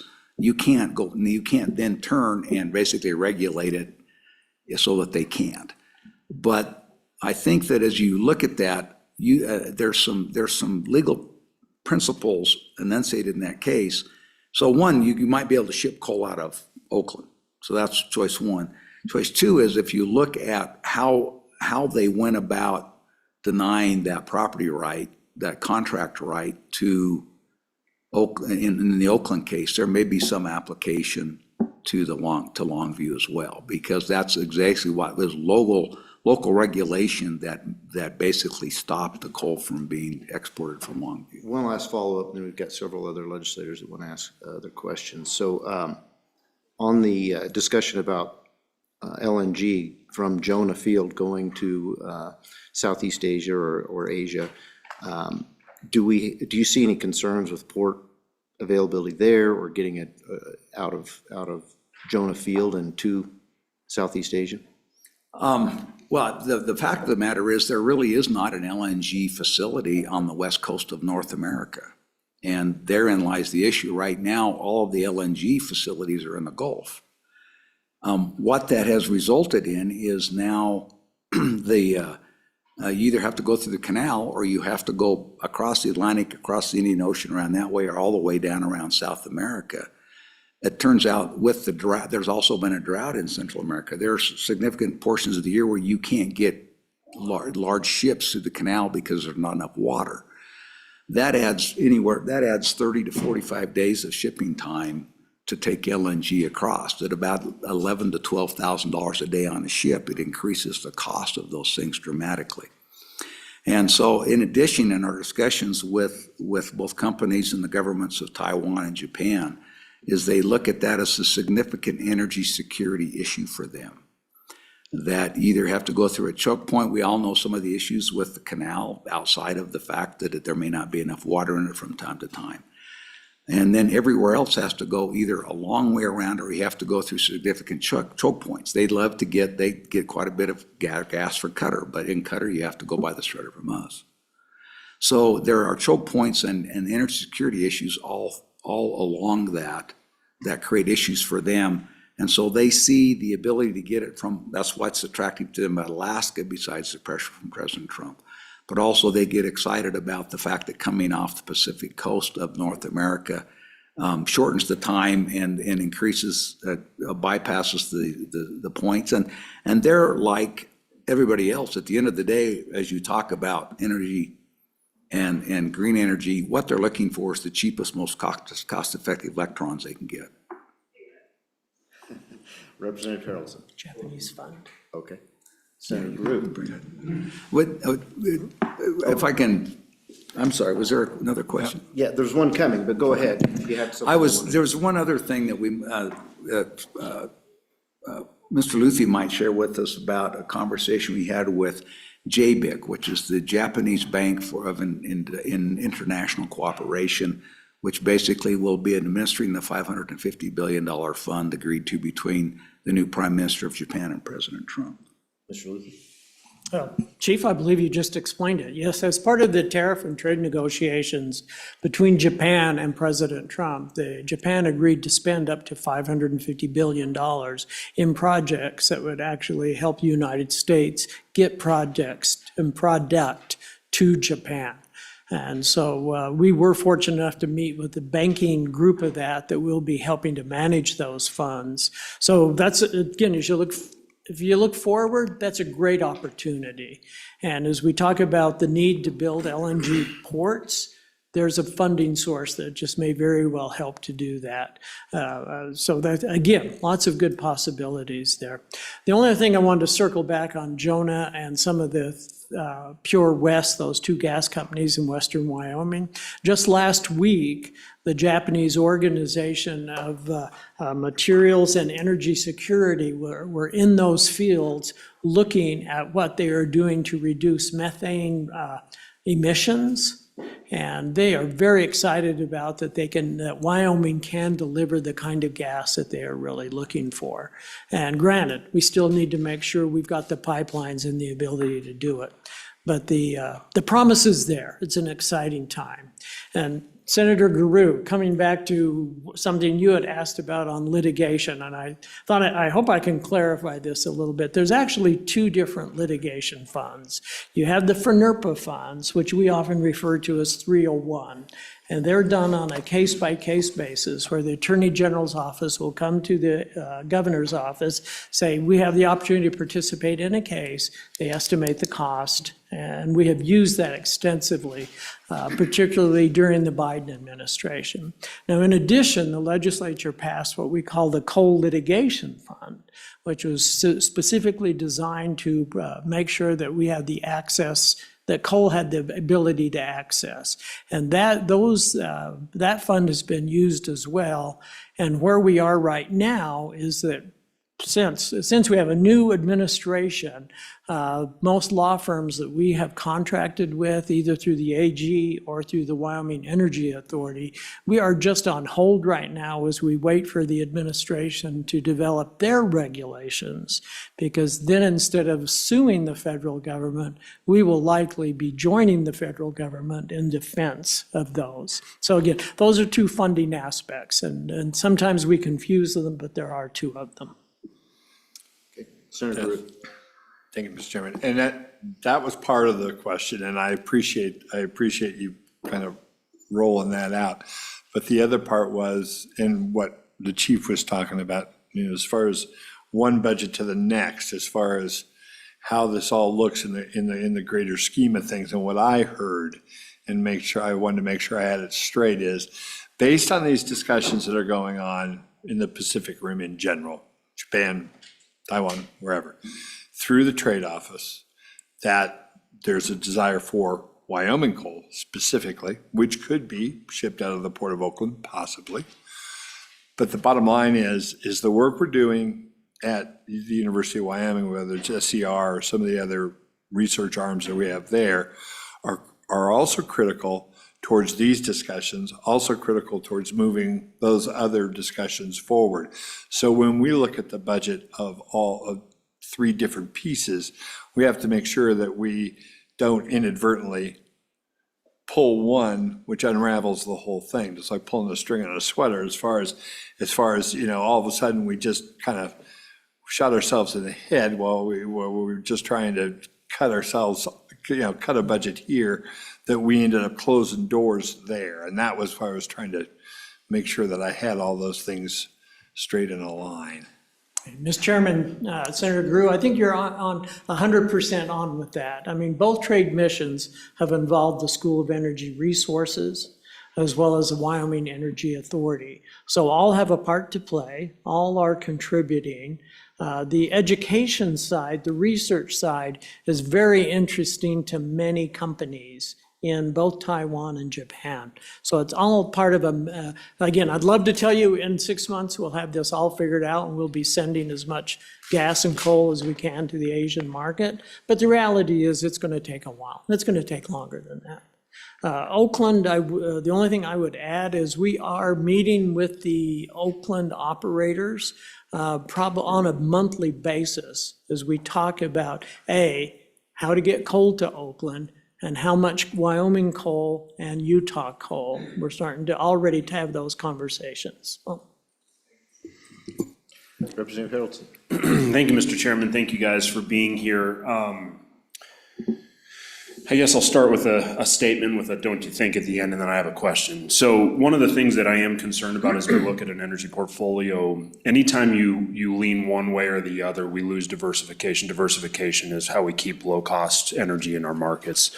And as we see a huge build-out leaning more towards gas structuring, obviously we will see an increase in gas prices. Now, that's great for the state of Wyoming, not as great for ratepayers. And so as you guys continue these conversations, keep that in mind that, I mean, as we talk about, we got that catchphrase, all of the above energy portfolio. The one thing that I agree with that concept is it's like your investment portfolio. If everything's sitting in one stock or in one bond or in one location, you lose your ability to weather storm. Same is true with our energy. So let's just, obviously, we always need to be careful as we look at that. Don't you think? And don't answer that yet, because I'm going to completely shift gears and go in a different direction.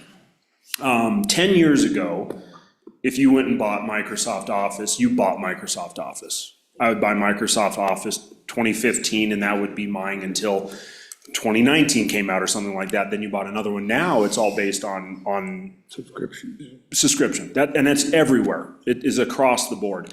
Do we have a mechanism where we are going back to these providers on a somewhat regular basis to renegotiate what we're paying for these subscriptions? Because I'm looking at, and it's little pennies, but those little pennies add up when we look across the entire state with all of our agencies, say having Microsoft Office, say having these, where's the point? Are we in a negotiation type design, or do we have a regular negotiation design with these industries as we're saying, hey, we have this many subscriptions, where are we at? And because not that I'm not here to argue at $542, but I can't find a $542 plan right now. And I'm not saying that there isn't one, I'm just saying, do we have a mechanism in play to help address those things? Thank you. And yes, I would agree on the first question. I'd also point out that one of the things that's very attractive to Japan, and getting back to the $550 billion fund that Japan has, is that there's significant untapped and undeveloped gas resources throughout the Rocky Mountains. And so the ability and having capital to do those things and to expand those, if we expand the supply as we expand the demand, then hopefully that will help the cost curves stay relatively flat. Back to the question on software, which is a great question, and I will give Jeff Kleins, the director of ETS, a lot of credit here, Mr. Chairman. He's been working very hard on that. That's why we have some of the rates that we have. And one of the ways you do that is going out and getting what are called enterprise-wide licenses. And so the basic concept is that, whether you're getting 5,000 Microsoft licenses or whether you're getting 7,000 Microsoft licenses, it's pretty much a pretty basic price, because you just recognize everybody in your organization needs to have those licenses. And so I think that Jeff and his his deputy Erica, who used to be in our office, who are working and continue to work very hard on that. And they're going back to companies that haven't offered that in the past. For example, I gave the example of Salesforce. Salesforce doesn't offer enterprise-wide licensing at this point. They want an exorbitant amount for each individual license. But those things come over time. And again, trying to create those opportunities, encouraging him to visit with the CIOs of other states to look at these things, because we're not the only state that's dealing with these issues, and see if you can drive these prices down to where they're a little bit more reasonable, particularly based on the fact that they're now recurring. They are subscription prices now. Follow up? Okay. Senator Driscoll? Thank you, Mr. Chairman. Quite the crew up there. Welcome. First, I want to thank you for the budget. I think you guys did really a nice job putting together a budget. I'll kind of go into, and I've been this way before, looking at from NERPA account, we start looking at gas stuff, more national forests. Is it enough? My question is, because I look at the thing and we've got some policy choices up here, and you guys have left us quite a little money and you've left quite a little to savings, and there's been a propensity probably not to put as much to savings to return it back in some way. And I'd like you to kind of rough out what the returns have been to us on the carbon end. I look at, I'm close to ITC and Gillette, and I watch a lot of these capture projects, and they're not very popular with a lot of people in Wyoming as they're quote, quote, green, but they're bringing billions of dollars investment into the state. And how do we weigh that through amongst all of us to do it? And what's the value to Wyoming to bring in all of the above energy? Because once again, I see it, I hear all the time, winners and losers. I'm one of the ones you get accused of being on one side or the other when you just try to do a level playing field. And to me, the returns, when I look at the $900 million that came in, that mainly came from long-term investment for Wyoming, bringing money in. It's not the mineral income that came in, it's how we developed it. And you look back and, we spent money in Wyoming to bring coal mines here years ago, and now they're one of our mainstays and they're here, and now we're kind of looking at repelling some of the other ones that we maybe don't pass the smell test for some of us. How do we get around that, and how do we bring it? Because I personally think Wyoming's on the cutting edge on a whole lot of the things on the carbon capture. And, once again, you can hate it because it's green, but it's here and it's real. And how do we balance these federal issues and ways, and how do we support you to do it? Because I personally think we're not investing enough, as we tend to get multiple returns. And I think in particular, you, Randall, can address some of that. Is obviously you pick losers. When you get into these deals, you invest money and some of them don't work. And we all look at that and we say, well, we threw away millions of dollars here. But what we don't talk about is the one that went over the fence that brings us in hundreds of millions of dollars. And I look that way on gases. We just heard, will it affect our ratepayers? Could you address that and say, will it make any effect on our ratepayers, what we do with natural gas in Wyoming? Because the truth is the demand's national, not Wyoming. Someone else is gonna do it. How do we look into the next layer of this, into value added and manufacturing? I look at, some of the investments we've made in different industries. How do we enhance that? And what have the returns been? I realize I'm kind of running in a circle, but I really think Wyoming has to flesh out a policy. We've dealt with questions with you on individual items. Should we be looking more at the 30,000-foot view and how we attract and let businesses do their business rather than us choose what businesses come here? So I'll leave it at that, and I'm sorry I rambled around. I don't know how to ask the question well enough. Phil, do you want me to start? Chief, did you get anything out of that you could respond to? There's a lot to unpack there, Mr. Chair. Yes, there is. Randall's got his mic on, so I think he's ready to go. Mr. And Luthy, please. If I have anything to add, I will. All right. Mr. Chairman, Mr. Please. Chairman, Senator Driscoll, I think there was a softball in there somewhere, and I'm going to try and find it and hopefully answer your question. First of all, I mean, you talked a little bit about carbon capture, and yes, is it popular right now among many areas? It was not. However, if you look at Wyoming's history, beginning in the mid-90s, when it first became possible that coal was going to be hurt by this concept of CO2, Wyoming legislature led the nation in establishing a carbon management, a CO2 management system, which is in place today and exists today. I mean, there are possibilities for carbon use and CO2 use and CO2 sequestration.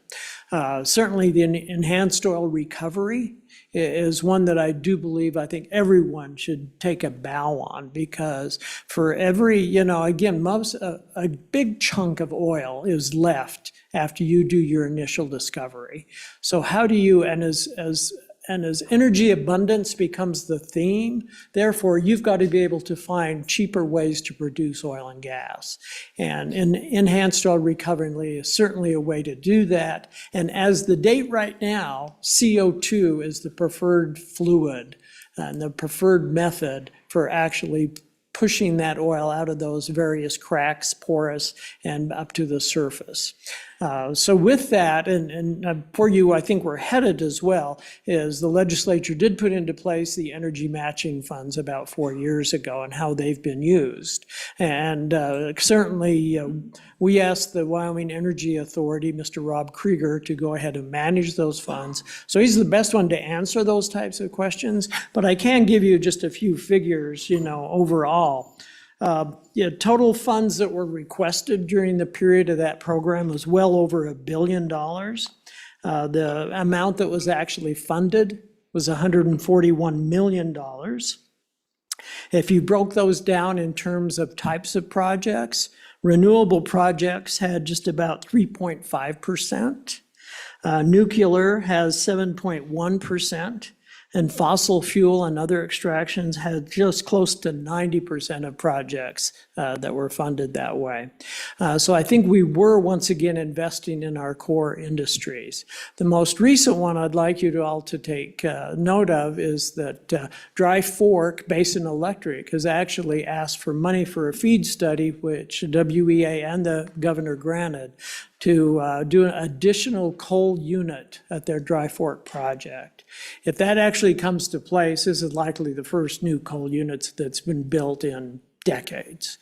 And so that would actually help in many ways for Wyoming. Again, we talked a little bit about the importance of having a wide variety of energy sources. We have to keep coal viable. We just have to keep coal viable. And Representative Harrelson was absolutely right. When gas gets cheap, when gas gets expensive, coal gets more attractive. And when coal gets more expensive, gas gets more attractive. And that's why it's so important for consumers to be able to have a variety, and frankly, a variety including renewables, because they all do play a role in providing that. So WA also did a study on overall gross state product on what some of these projects have done. And again, using their figures, these investments have produced about $1.2 billion, which is about $105 million annually over the next decade of projects that have been funded through the energy matching fund so far. Did that start down the right road for you? Thank you. Just a comment about that. I appreciate your saying that we must keep the coal flow going.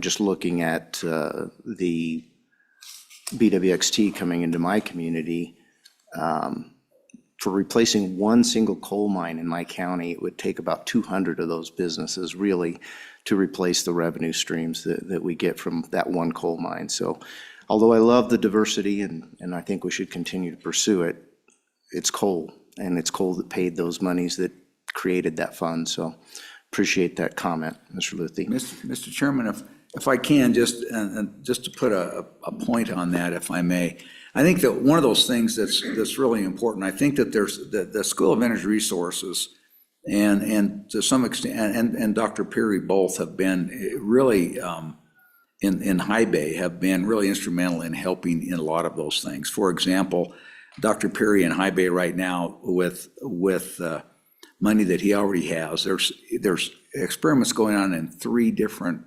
CO2 injection fields in Wyoming in connection with Dow Chemical that's talking about maybe pulling us another 5 to 10% of oil out of those particular reserves. That research has gone in the lab, and the ability that they're able to do things in high bay that can't be done anywhere else in the world right now as they look at core spaces at the molecular and atomic level, and what they're doing and how they can actually fine-tune the flood solutions that go into those floods. There's nobody else in the world is doing that at this point. I think the other thing, again, back to coal, at the School of Energy Resource, and when we met with J. Cole when we were in Japan here last month, they are very excited not only about some carbon capture, but also the ability to extract critical minerals and rare earths from coal and coal ash, and are very, very eager to continue the research at SER on coal ash and critical minerals from that, which is a whole new opportunity for coal that hasn't been there before. In addition, I think that one of the things that has also been very helpful is that the coal pyrolysis,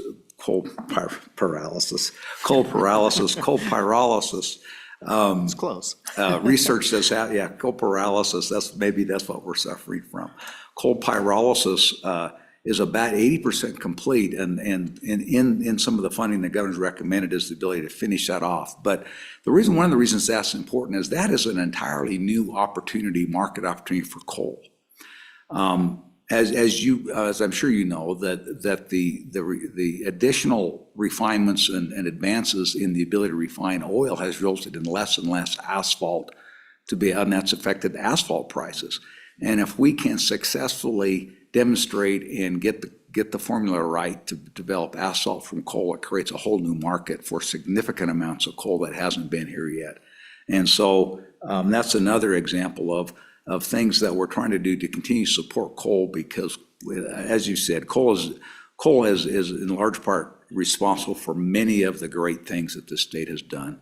And we still end up being we're still the largest coal supplier, largest coal exporter in the world today. And even though it's only half of what it used to be, there's still a need for it. And we need to continue to work to find additional opportunities for it as well. Representative Pendergraft. Did you have a follow-up? Is that Tiny bit of follow-up. Okay. I'll get Pendergraft and then Senator Larson. Probably the first is just a commentary, and obviously, back to your comment on the coal, and I fully agree. Mineral severance taxes have paid our bills forever, and we're not going to find another mineral severance tax. Doesn't matter how we do it, and that's why we've got our legacy industries. That's just a flat statement. But do you think we need to continue to try to look all the way around it everywhere else? Because there's a big difference. Some bring mineral royalties, some bring jobs, some bring stability to a local economy, some bring jobs for our kids. And I'd like you to expound on how we do that and how much influence we can totally have on driving coal markets. I mean, to me, and where I sit, I prophesize a little bit, so much of this is driven from the outside in Wyoming. Coming from the cattle industry, you tend to take what comes at you. Where can we put our finger on the scale so we can actually invest and make an impact on Wyoming now? I mean, I pray the same for coal and oil and gas. Nat gas, I look at it every morning, we're pushing $5. That's good news for us folks, which means we got more money to spend. But do we drive that market?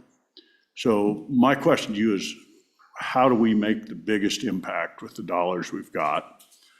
And should we be investing more, not less, in a time that we actually have money to invest? Because we're not broke. We're not like the federal government. We have money to invest right now. Will those dollars do, and what are the multiples? You went into it a little bit. I looked at the ITC, 60, 70 jobs there now. Where can we develop more of those? Where's your thoughts? where's the best bang for the buck? And second, should we be investing some of our state money into doing this versus praying that a business moves here? I'm going to assume that the governor's budget team probably already put the answer to that question in the budget. You're going to make your best effort to spend the money in the right place. So just to move on, I'd really like to keep the questions more focused on what we have as a budget. We've gotten a little bit far afield here, and I appreciate. Are we spending enough? I'll boil it down. Are we actually investing enough? Because I question whether you're shooting too low on investment money. Give me some thoughts. Chief? That's a chief question. So I would say this. I mean, first of all, I think one thing that is, as we go and meet with New Mexico, as we meet with Utah, as we meet with various government agencies and companies in Japan, same in Taiwan. At the end of the day, it's not going to be Wyoming that makes the contract. It's going to be private companies. It's going to be Jonah Gas. It's going to be Williams. It's going to be Tallgrass. It's, with whomever they're going to make their agreements with. The one thing you do know is that in those economies, the government is much more involved in those, and those things don't happen just between private companies. And so you have to have the intergovernmental relationships between Wyoming and the US, with Japan, with Taiwan, and others in the Pacific Rim. And so at the end of the day, which getting to the question is, at the end of the day, it's the private companies are going to enter the contracts and spend the money. Now, then you get into the question about incentives and what are the right incentives. And Wyoming, we don't have, well, we have some, and I think we've been, for the most part, pretty successful at deploying money and creating incentive. And so I think for the most part if we look at the energy matching grants, and you'll have this discussion with the Wyoming Energy Authority gets here, but you can go into that. I think it's been very, very successful, many multiples of what we put in. But it gets down to the fact that Wyoming is competing not internationally and nationally. We're competing with other states for opportunities for our people. And we're never going to be able to match dollar for dollar what places like Texas and Tennessee and other people like that who, I mean, I was looking last year, the all-in budget, Mr. Chairman, for Texas was, I think, $160 billion for local state funds and 265 billion all in federal funds, all other funds. So we're just, that's just an arena that we are the redheaded stepchild when it comes to that. That being said, we have to be very careful with what we do with our money. We've got to look at having those right opportunities.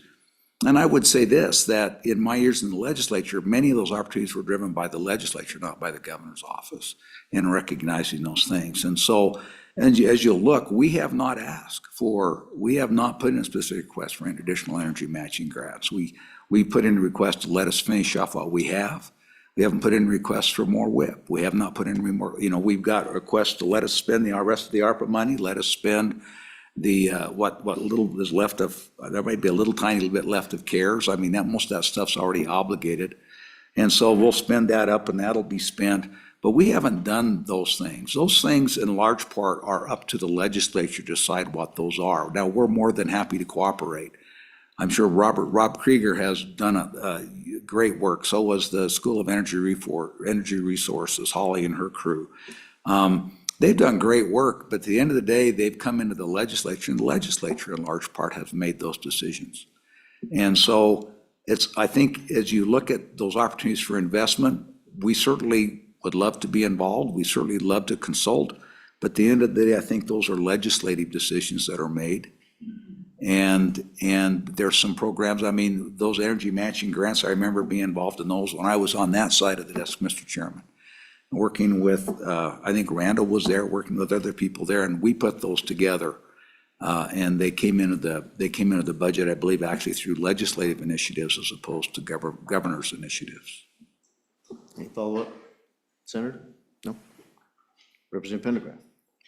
Thank you, Mr. Chairman. In light of most of the discussion this morning, this is going to seem pretty mundane.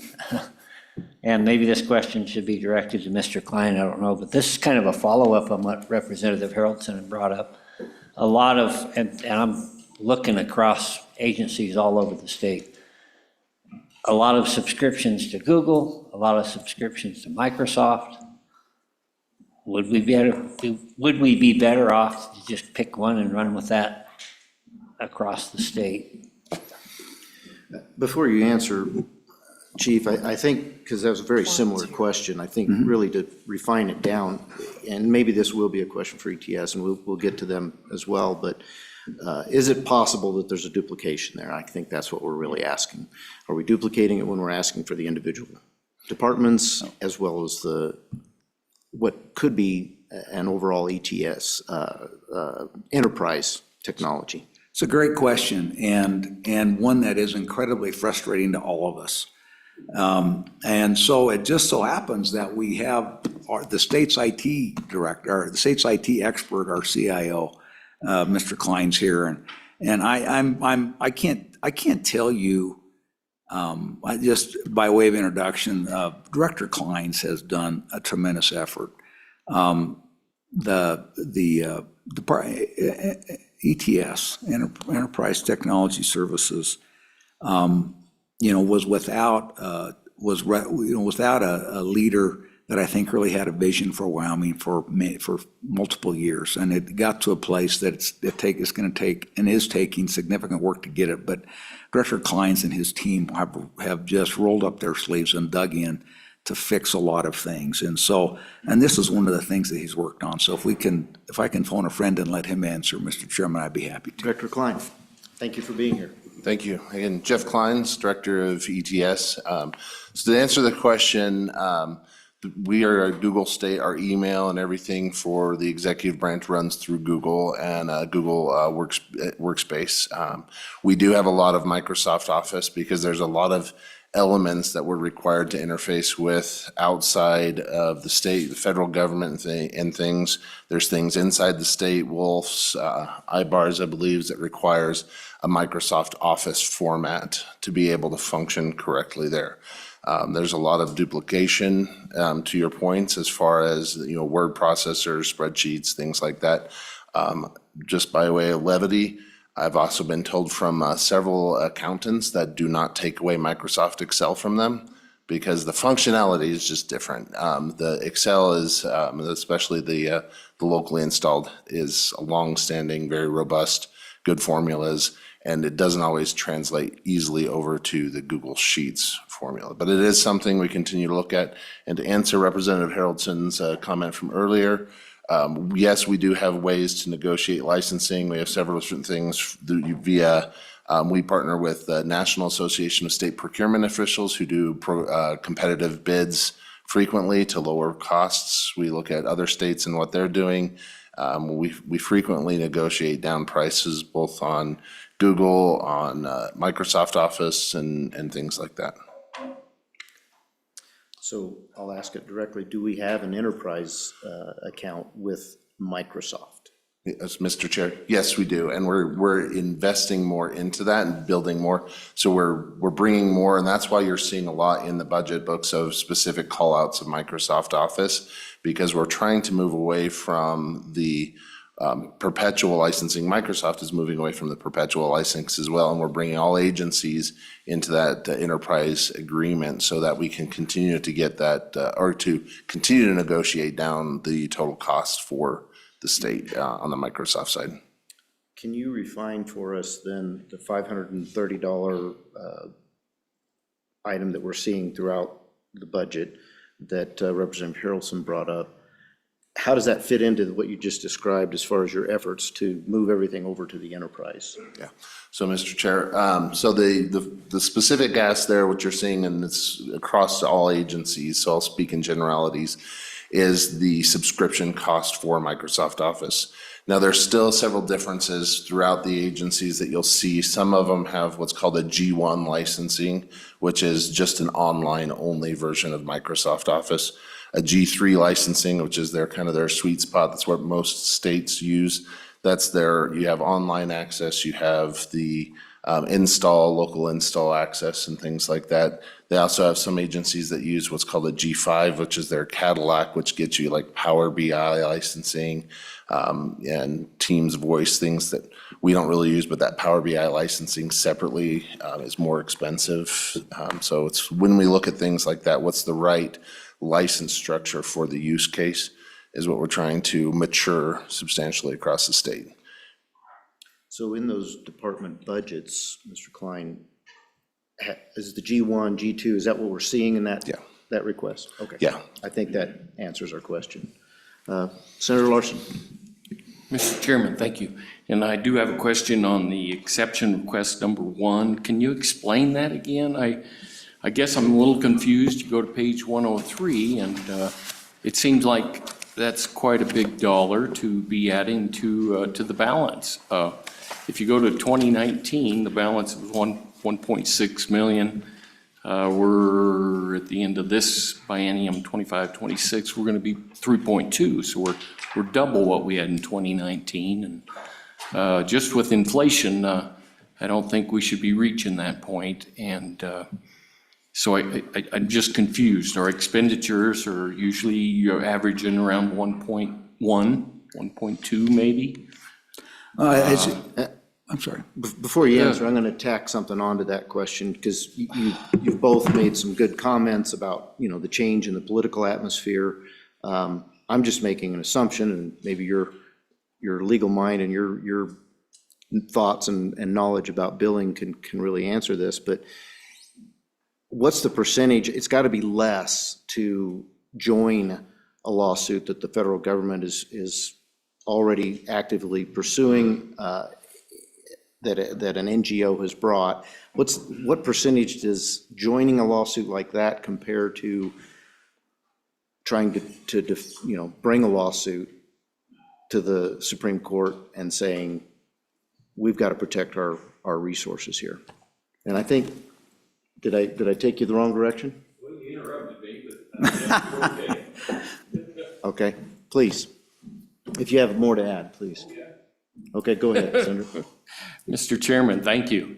I'd kind of like to continue. I guess I'm just confused. And then our revenue's been averaging, around the 1.3. So we're gaining on that balance every year without another additional 1 million. I see in your standard budget, it's 850,000 already. So explain another 1 million to that. Chief. Sure, and I'll have, and Mr. Luthi, who's our Chief Energy and Natural Resource Policy Advisor, if he can extend and even revise my marks if I mess up. I think that the answer is really, it's not inflation, it's litigation risk. It's not inflation risk, it's litigation risk. As we look downstream, we've seen a modest pause, but we have an election year next year, the midterms, and you may see the significant amounts of relief we've been able to get from the current administration in Washington, D.C. Whether or not that is able to continue is a whole nother matter. We have seen, if there's less lawsuits being filed today than there were 4 years ago, I would be very, very, very surprised. In addition to that, I look at some of the things that we do, and some of the things that we do when we go outside to do that. This is not just litigation, but that's also going out and finding data and experts. So finding data and experts to go out and make sure that you've got the tools and the data and the information to successfully litigate on behalf of the state is a significant issue. And it's important not only, again, to Wyoming, because this is available for the Attorney General, but as local communities, as local counties become involved in this, this is also a resource because your counties don't have this kind of money laying around. And so if they come and they need help either with experts, maybe hiring outside firms, which does happen from time to time. This is the fund that's available to help them do that. And I would also point out that included in the FNRPA account standard budget item is also an amount that goes directly to the Wyoming County Commissioners Association for two full-time positions to support them in these efforts across counties as counties participate as these cooperating agencies. Because, you know, if you go up to Newcastle and the Black Hills Forest and you're trying to do forestry up there, that has a significant impact on your county. And so having the county having a fund and the ability to get resources if they need them to fight up there is really important. The same thing in Park County, Sweetwater County, even Natrona County in years. I remember as a county commissioner actually lamenting the fact that we needed help and it wasn't there when I was a county commissioner in the early 2000s. And so having this available is important. What's the right number? I don't know. Is it too high? I don't know, but the other thing is having the ability to access it when the need arises is important. And so this is our estimate, and it just becomes vital to have these resources available when they're needed. And unfortunately, we can't always rely on the need being coincided with a new legislative session coming up to come back and get the amount of money, the right amount of money that's needed. I see that Mr. Luthi wants to extend and revise my remarks. Mr. Luthi? Yes, Chairman, and thank you, Chief. That was an excellent job. I just wanted to take just a slightly different view of how you look at this this particular fund. I almost hate to admit it, but I was actually in the legislature when this was passed. I don't know how I got there at such a young age, but yes, I was there. And at the time, there was a lot of debate about why would we want to actually help counties and the AG's office fight against the federal government. But that's how it's changed in the last X number of years. And as we go forward, I think this is more than anything, Senator Larson, this was we don't know what the right number is, but we certainly don't want to be short. So let me just give you an example of how this could be used. The Trump administration has pretty much recommended to do away with what we call the Clean Power Plan version 2, which is the Biden administration that really would have shut down all coal plants.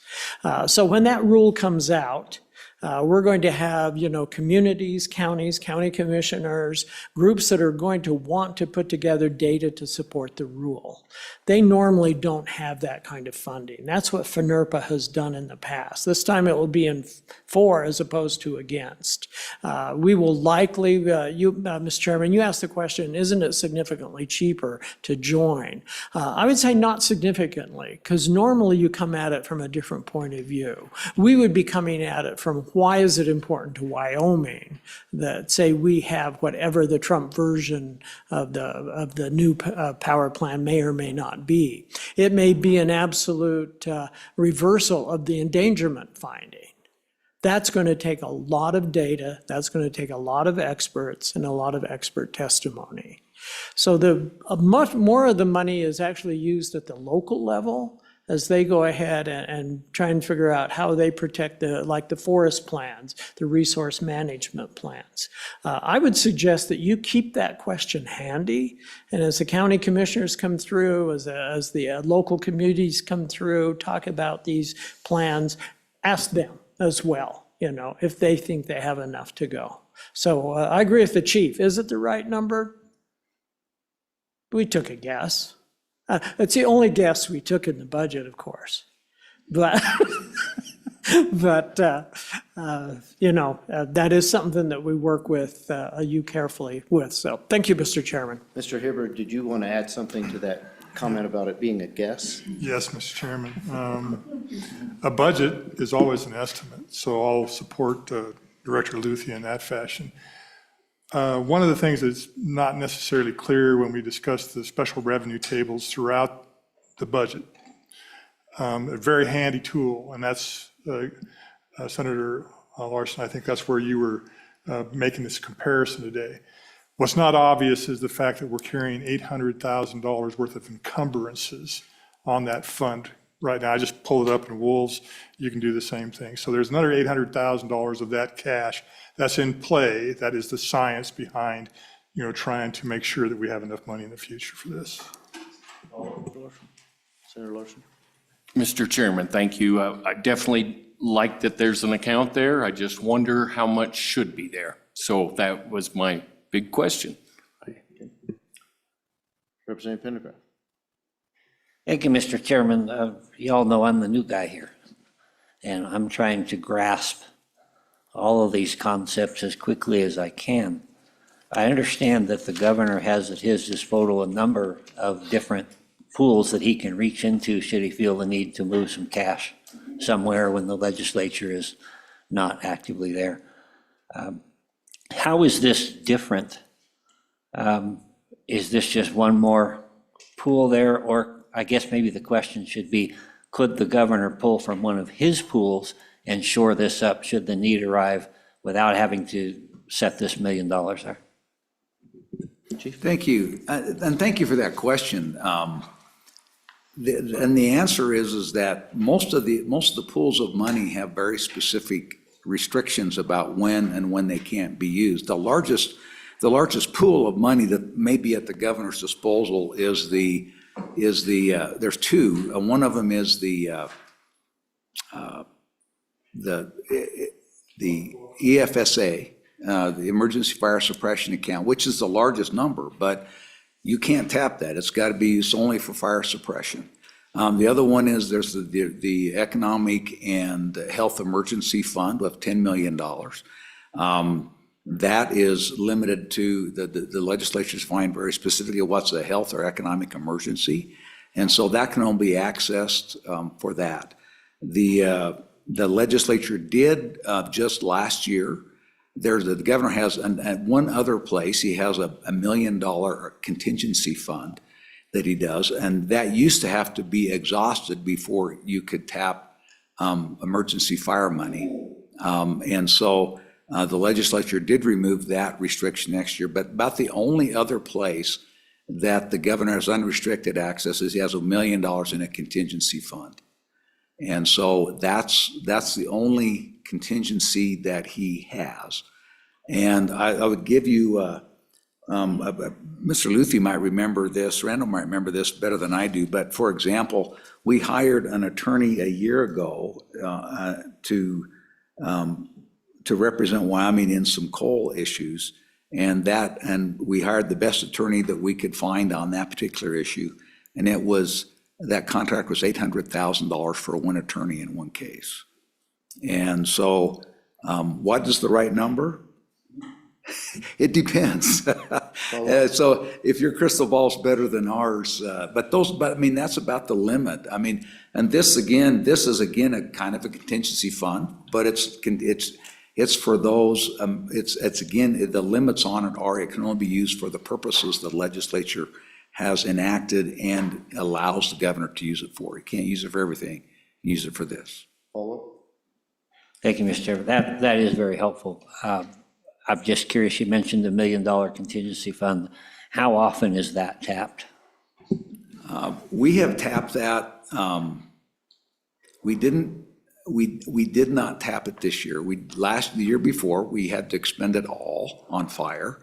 The year before that, we expended certain amounts of it on, that was the really bad winter, and so we did expend some amounts out of the contingency fund on the bad winter. We use it in connection, particularly with Homeland Security, on backing up some of the issues if there's emergencies around the state. And so that's typically where it's been used for. But in the last, I don't think we used any in the last fiscal year, mostly because of the work the legislature did in the interim to go ahead and refill some of the fire, so particularly the fire suppression monies. Mr. Hibbert? Adding to that, Mr. Chairman, with the exception of the fact that their previous legislation required us to use that special contingency to fight fires, which we did. Prior to that, and this goes back into the pandemic times on the military side of the Youth Challenge Academy, we used some of that money to interimly help us. Now, they paid it back, but that's the last one that I remember outside of the fire that we used this on. So we use it sparingly, but there are times when we need it. Another example of going farther back than that would be in Goshen County, the flood, the waterway. Senator Larson. Mr. Chairman, thank you. A follow-up on the discussion I'm having on the FNRPA. Mr. Hibbard mentioned there's $800,000 bill or something still out there. So is that included in the 1.5 estimate for this biennium? And is the ending balance include that? Mr. Hibbard? Mr. Chairman, I'm not so certain that it is, but Chief Financial Officer Horsley may be able to validate that. I'm just not seeing that relationship right now that it is. Ms. Horsford? Mr. Chairman, yes, it is included in the projection in this table. Follow-up? Okay. Any other questions? I have one for Mr. Hibbard. You had mentioned the 2 employees for the American Rescue Plan Act might be there to deal with audits or any other encumbrances or any other potential funds that might come this way. I have a question about audits. How many audits have we gone through on the ARPA funds? How many have been completed? And has the federal government requested any audits? And do you foresee any kind of risk of any kind of clawback on ARPA funds? Mr. Chairman, I'll take you back to CARES. We had a significant level of effort that we put to CARES to put in place to warehouse all the information, the contracts and everything else associated so we could be successful with an audit. So CARES is really a good example of us preparing ourselves to have an audit and to be able to nationally represent, okay, here's all the flowing parts to that. As far as the ARPA is concerned, we're very well recognized on a national level with our ARPA dashboard, OMB and OIG, as far as our processes for maintaining ARPA and all the things associated with it to redeployment. Last year, I believe it was last year, in December, I actually got a call from OIG, Office of Inspector General, a direct phone call when I was in this office, in this room, actually working the committees as I am today.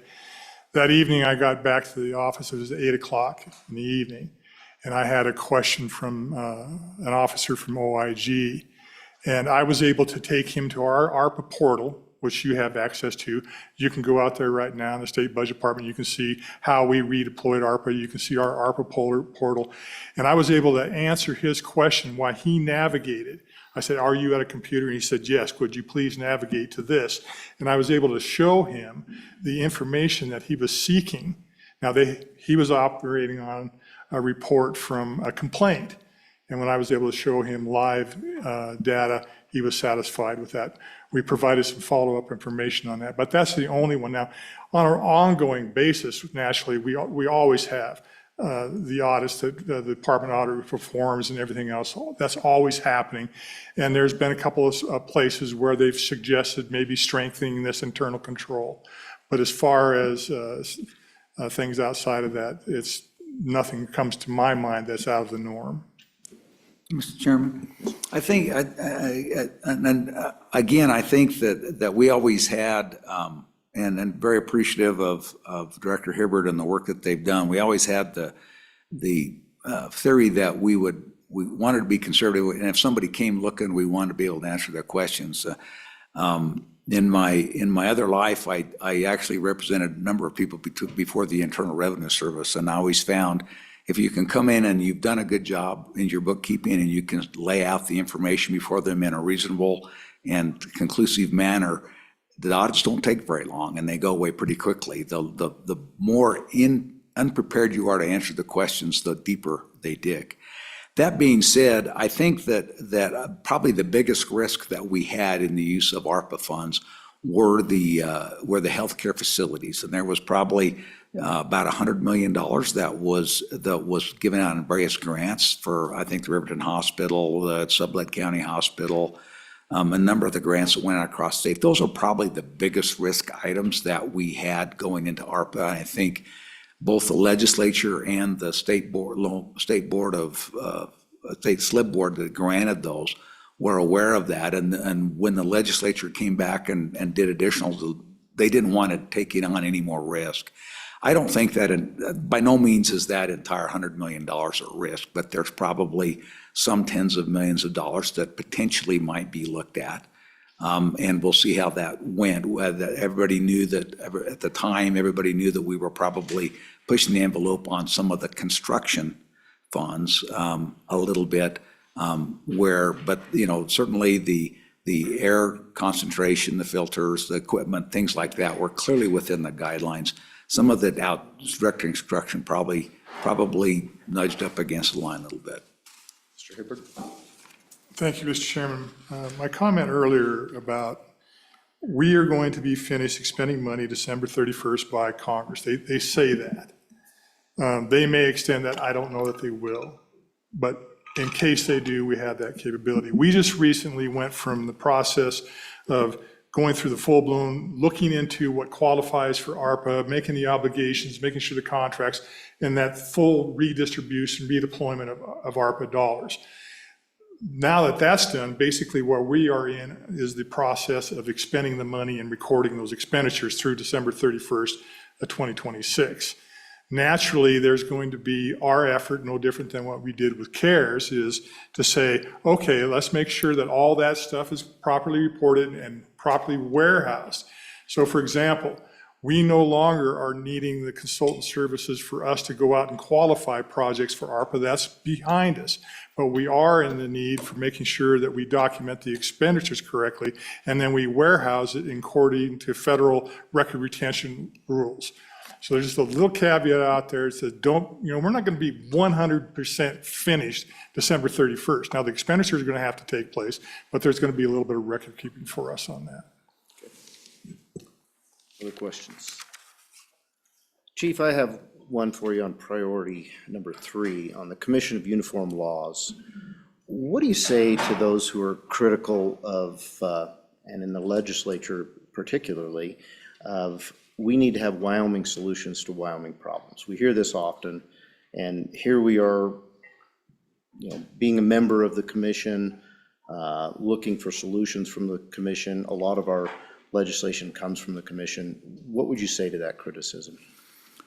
Well, generally, I think you do want Wyoming solutions to Wyoming problems, but particularly when you look at criminality and uniform, both commerce and transportation, a number of issues, the more uniform states are, the more likely and the easier it is for people to transact business. For example, the classic example would be the Uniform Commercial Code. While every state has adopted some form of the Uniform Commercial Code, there are slight variations in each state, but nevertheless, the rubric and the basics are pretty consistent, thus the Uniform Commercial Code. That gives companies the assurance that when they do business or when they have a contract, when they have a purchase order, regardless of what state it is, that the laws are going to be administered relatively consistently. And so you find it in areas of business. You oftentimes find it in areas, for example, interstate. When is a child that may have one parent has custody and the other parent doesn't?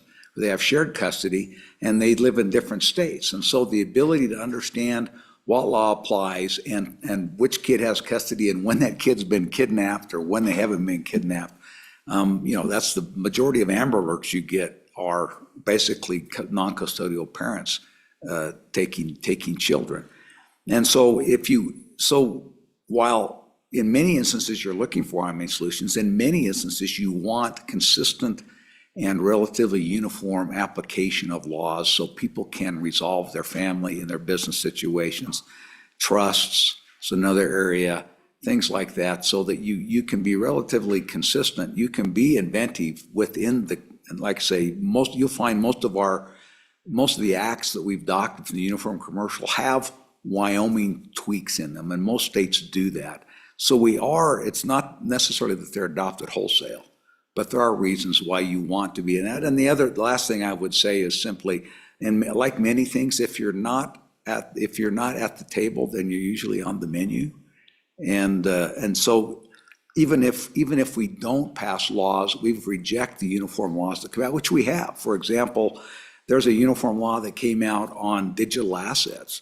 Our state has, the laws that we put in initially as the first state to create secured transaction law for digital assets is better than the uniform law, and so we didn't adopt that.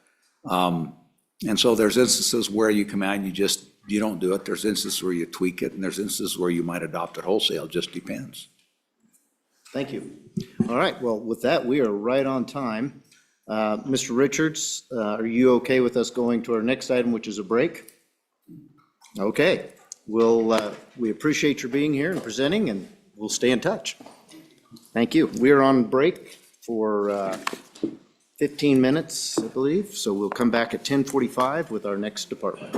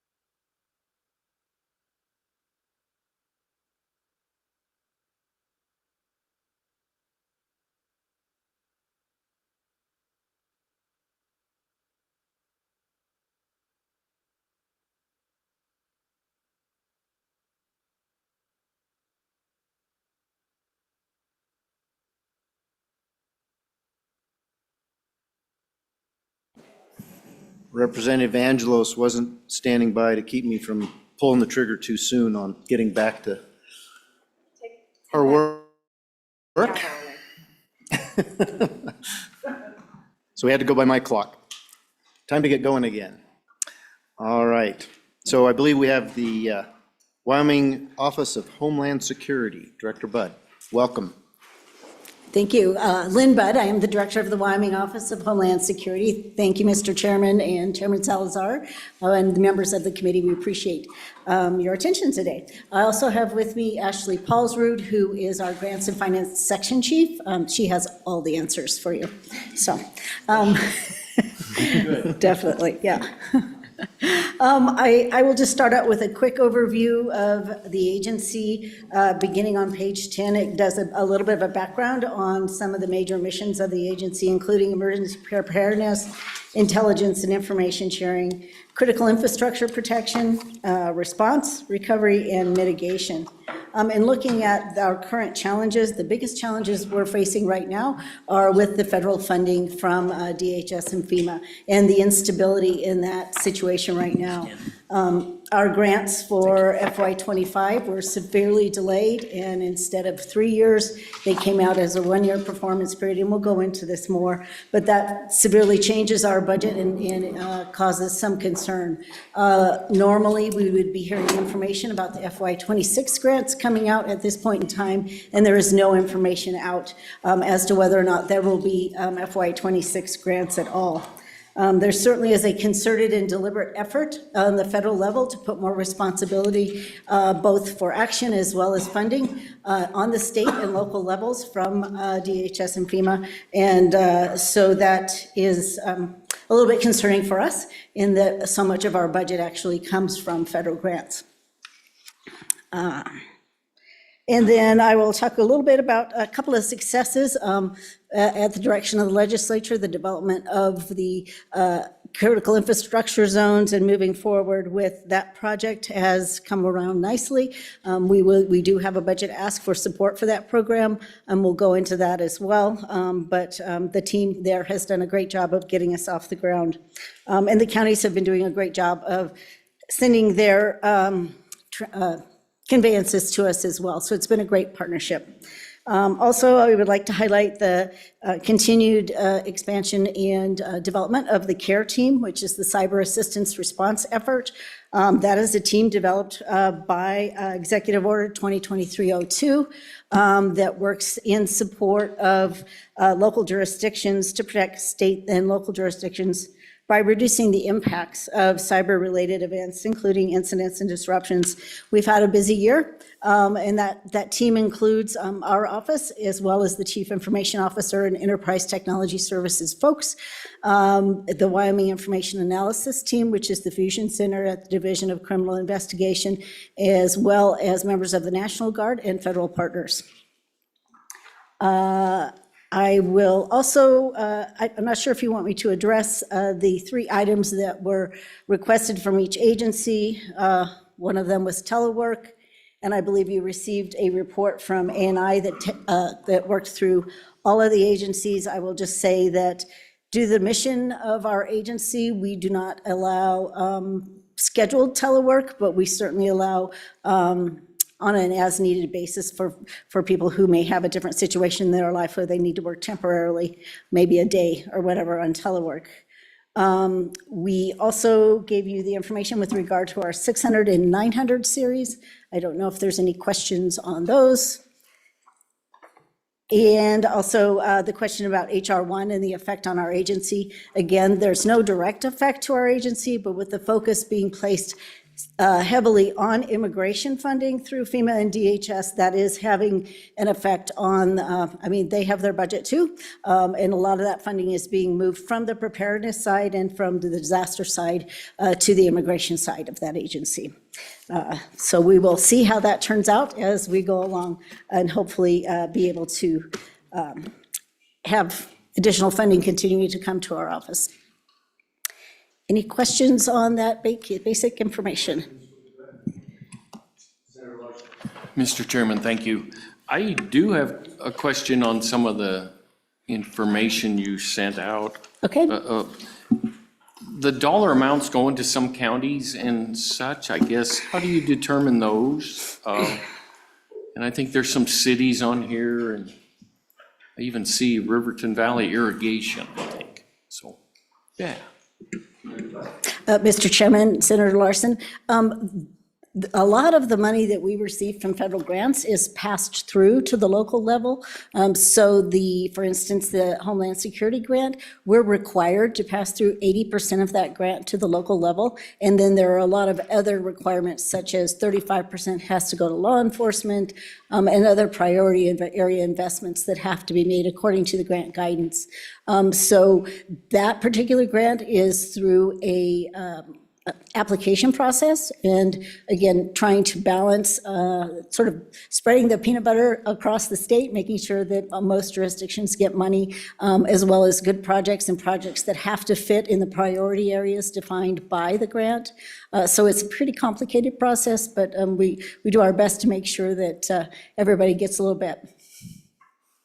Follow-up, Senator? Yes, Mr. Chairman, thank you. So your staff is going through the grant requests and then determining where the dollars go, I guess. And Mr. Chairman, Senator Larson, basically, we do utilize a senior advisory committee of experts in different areas such as communications. So we have a lot of requests for radios, different hazardous materials requests, cybersecurity requests. So we utilize a team of folks that are subject matter experts to give us recommendations on good projects.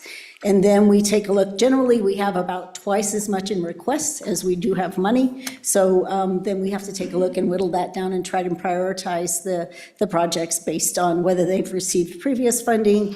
If it's a continuation project of a previous grant, we try to just balance that all out. Follow-up? yeah, Mr. Chairman, thank you. Just got questions. So the dollars coming from the feds, they're not consistent? Is that what I'm hearing? And they can vary quite a bit year to year. Director? Mr. Chairman, Senator Larson, we've seen a steady decrease in funding in those grants over the years. They're relatively steady, but a steady decrease. There was a 10% cut made across the board in FY '24. We had not seen an increase in those grants in the previous 10 years, which essentially reduced the amount of spending authority that we would have because of inflation. So at this moment, the current administration, again, is pushing hard for states to be more independent as far as funding for disasters as well as for preparedness. And so we've seen a significant delay in the normal process for the FY '25 funding. The funding was actually issued 1 day prior to the deadline for them to issue the grants, or it would have been reverted back to Treasury. That was for the FY '25 grants. And in addition, the grants have also changed to a 1-year performance period versus a 3-year performance period. That puts a significant pressure on the local jurisdictions to try and get that funding spent.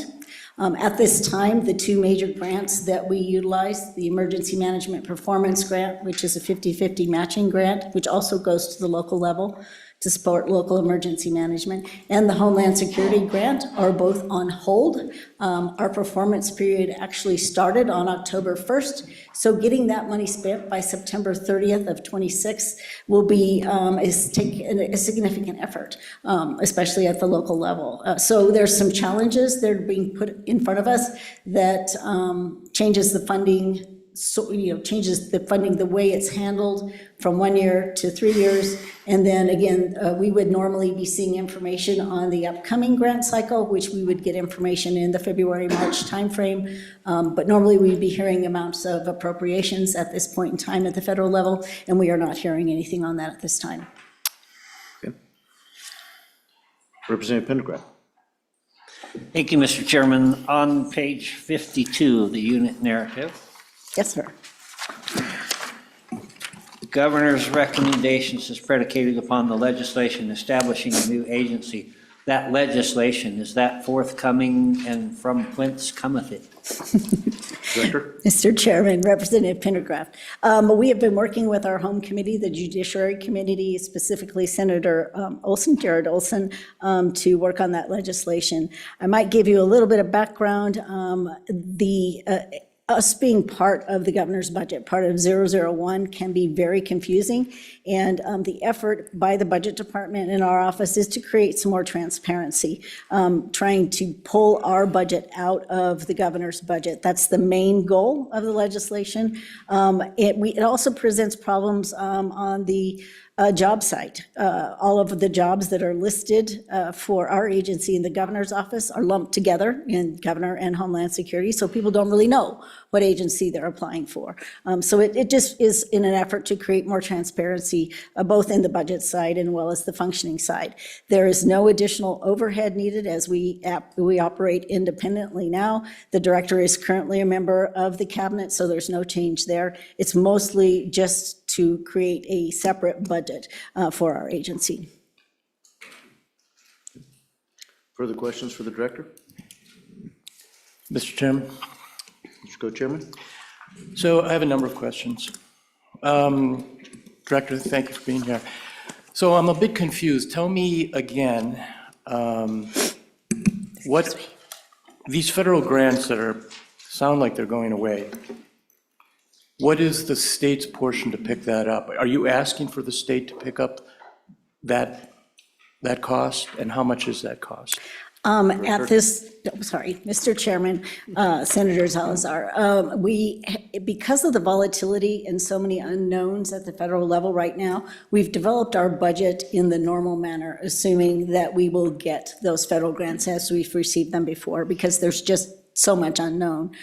We did take a look. Most of our grants will get us through 3 months of the new biennium, and that's all, if we do not get the FY '26 grant. So the remainder of that biennium would be about $4.9 million that we would be looking at in a supplemental budget request probably, if we find that for sure that we're not going to be getting those grants.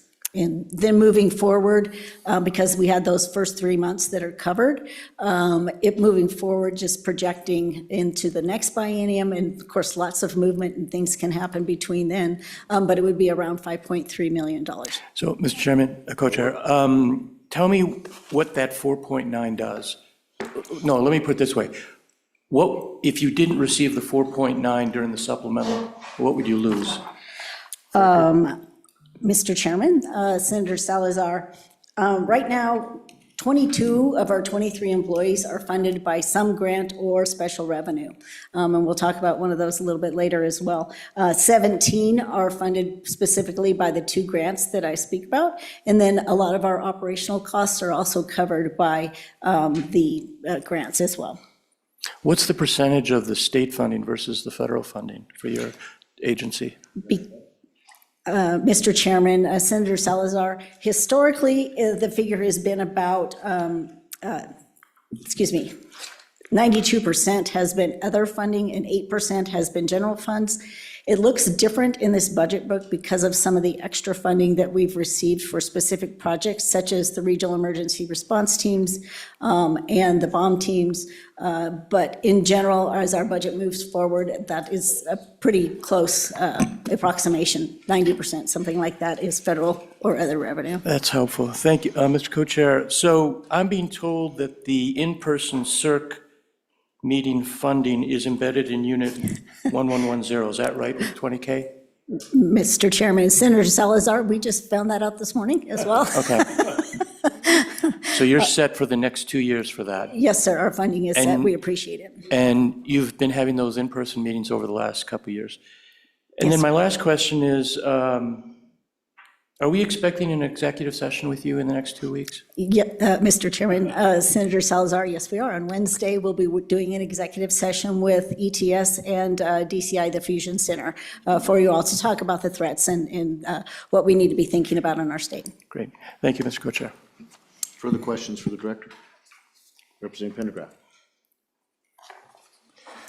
Thank you. Just seem to be full of it today.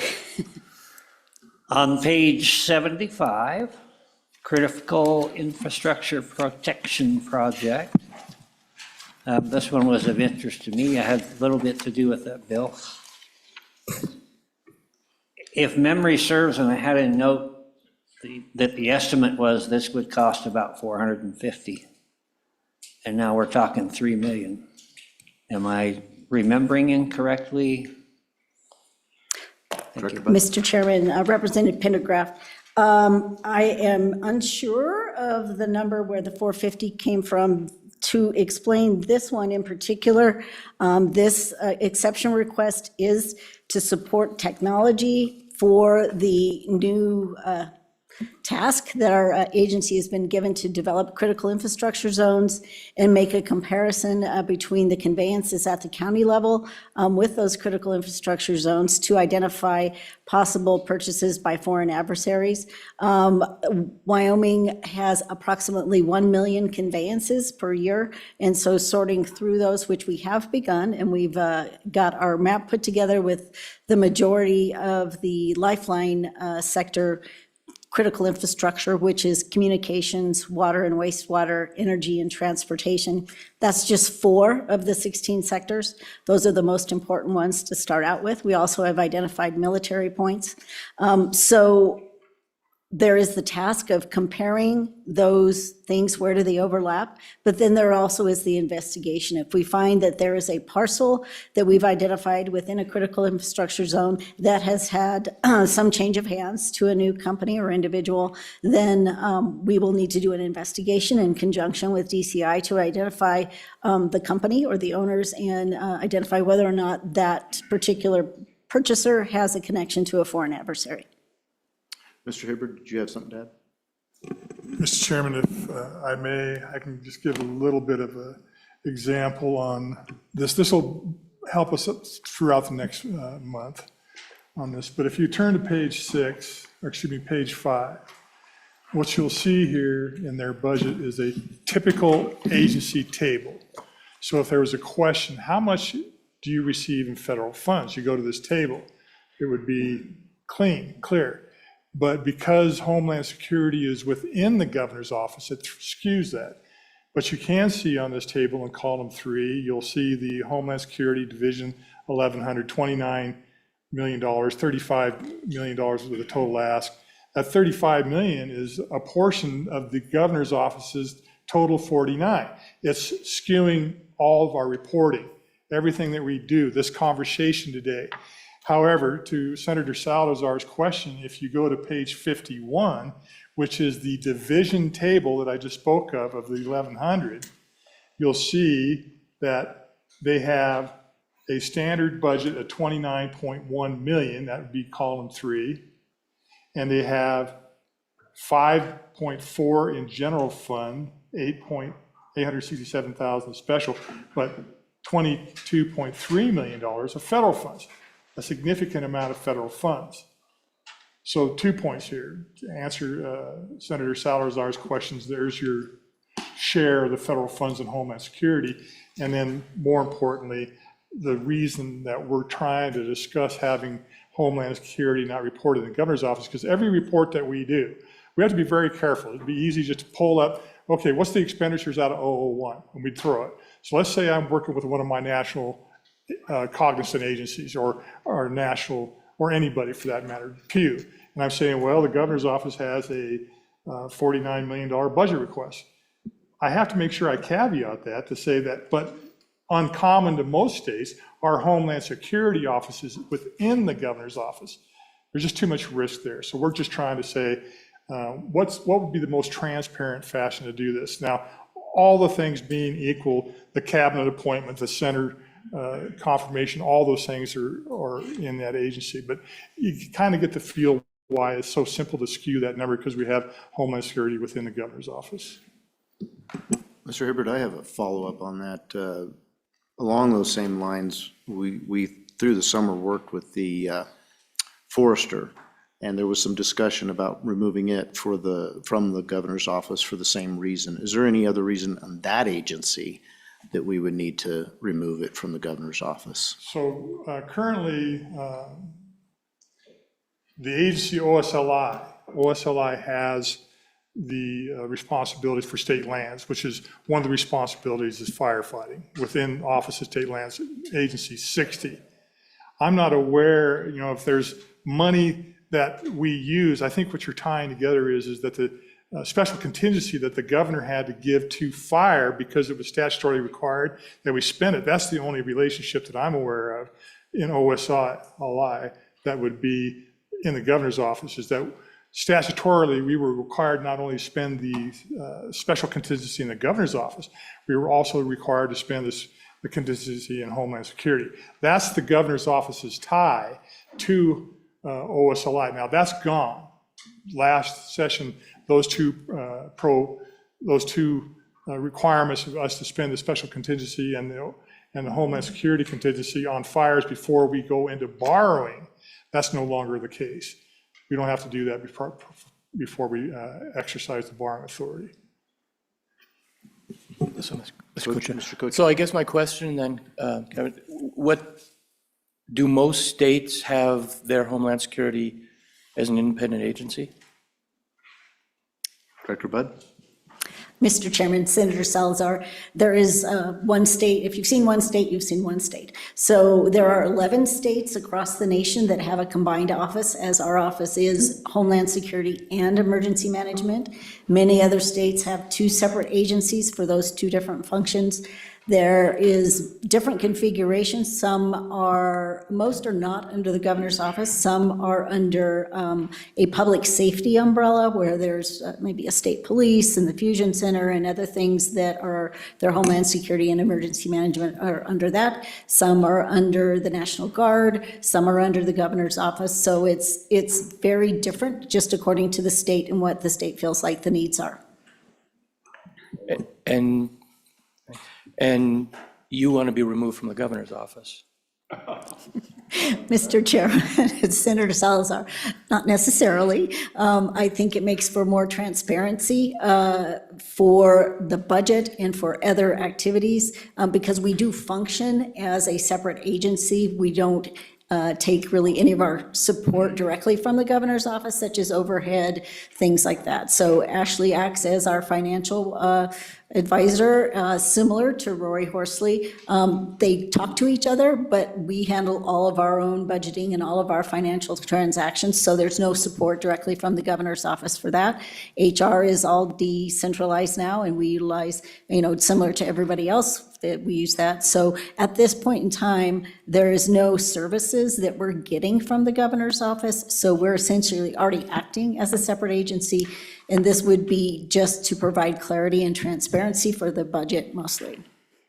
Mr. Chairman, Mr. Hibbert? similar to CARES, similar to ARPA, in 2001, we had the unfortunate event on American soil that drove this. We didn't know the level of funding that we were going to receive. We didn't know what the longevity of the programs were going to be. We didn't know a lot of things. So the legislature then determined that until such things settle down, we'll just put that function within the governor's office. But since then, it has just become a full-blown agency within the governor's office. So 24 years ago, this idea to just, well, let's see what happens. Well, we've had 25 years of experience on this now, 24 years of experience. Any further questions for the director? Director, if you have more, please continue. Thank you, Mr. Chairman. If I might just begin on page 17, just to go through our exception requests so that we're sure that those are well understood. The first priority for us is actually going to show up on page 68, and that is the rollover of our disaster contingency fund. The reason it is showing at $1 is because we have to get a balance of that, and we're not asking for additional funding. We are only asking for that funding to roll over into the next biennium. And I had a number. Oh, thank you. And that is, the current balance in that account is $787,871. And again, that's just rolling that over. It's not part of our standard budget. It is a fund we have to ask you all to be refilled. And this is the fund that we utilize to support local jurisdictions in times of emergency, including paying for the National Guard if they're deployed to different areas of the state. Any? What is that the peak of balance of that account? Was that set at that when we first developed that account, or what is it? Is it like $1 million account? What's the number? Mr. Chairman, the most recent number has been 1.3 million. 1.3, thank you.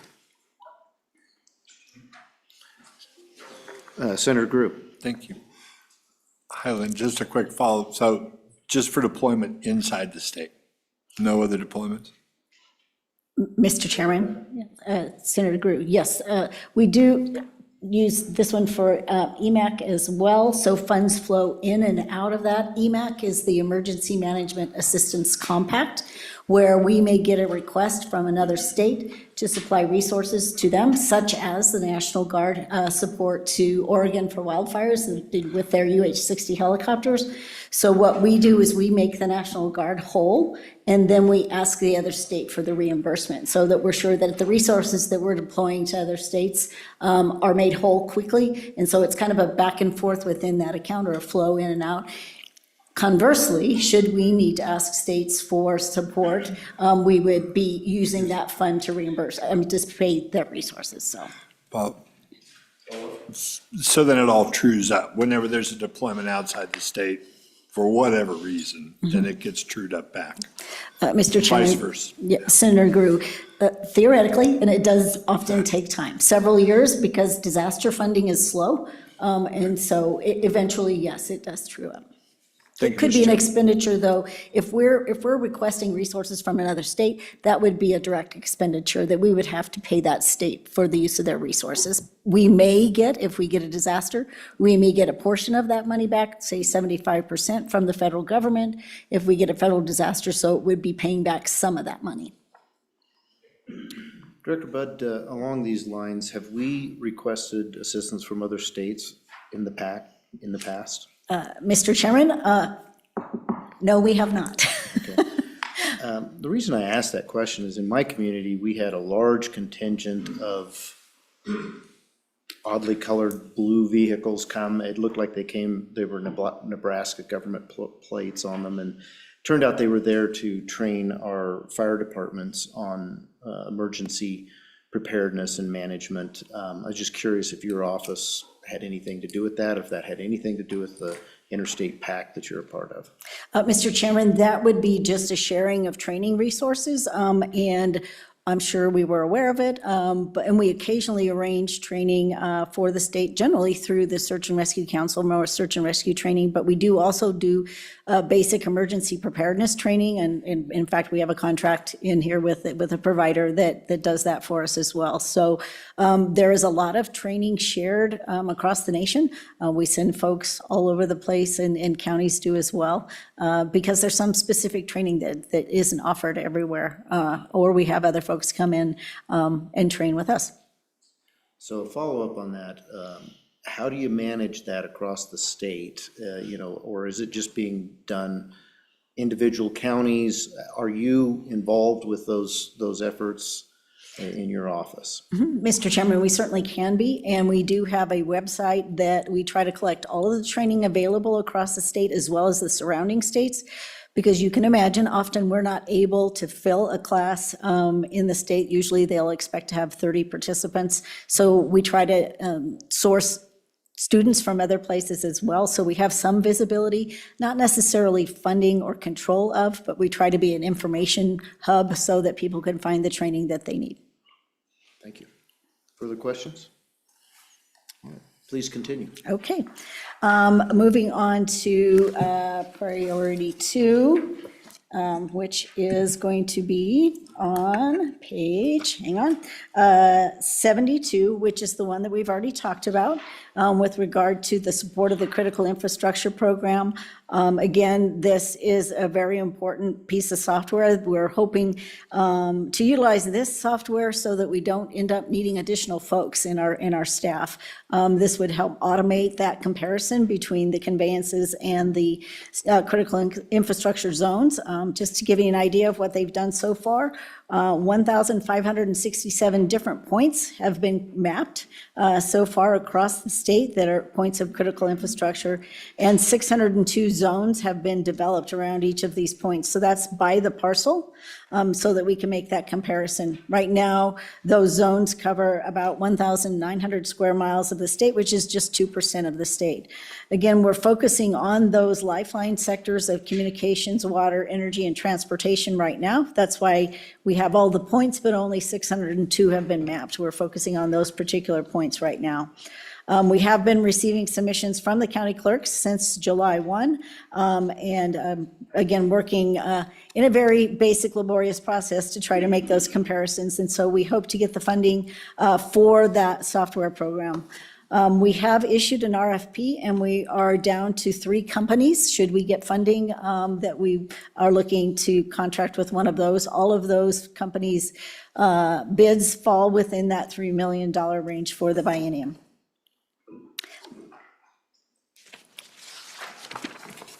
Representative Sherwood. Thank you, Mr. Chairman. Thank you, Director Budd, for being with us today.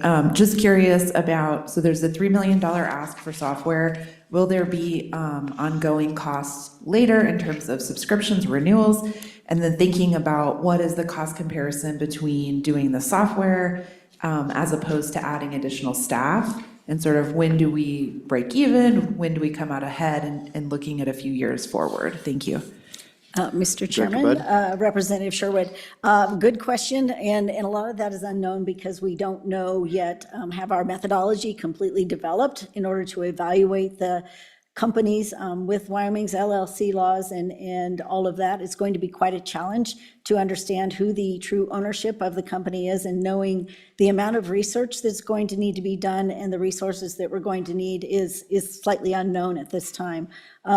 These all 3 companies believe that they have a solution that will help us with that. They may have access to gathering of open source information, and putting it together will help us to understand who the investors might be. But again, knowing when that would be a break even is a little bit tough. Yes, ma'am, there would be ongoing costs. I don't know if that would likely be less in a biennium. It might be more, just depending on the services that we're going to need. If we were to not get this money, I would say that we would need at least 3 more people at this point in time to get through those conveyances and do the research. Total estimate, though, I mean, hard to tell when we get into the research for the company. Follow? Thank you, Mr. Chairman. I'm just wondering if, going back to Representative Pendergraft's question about the 450 that was initially configured in the fiscal note for the bill, I'm wondering if that was tied to staff, number of staff needed to work on this, than opposed to this 3 million for software. I don't have a preference either way, whether it's human capital or software capital. I just think we're trying to understand the gap of, why did the cost to execute what was in this bill sort of change? Thank you.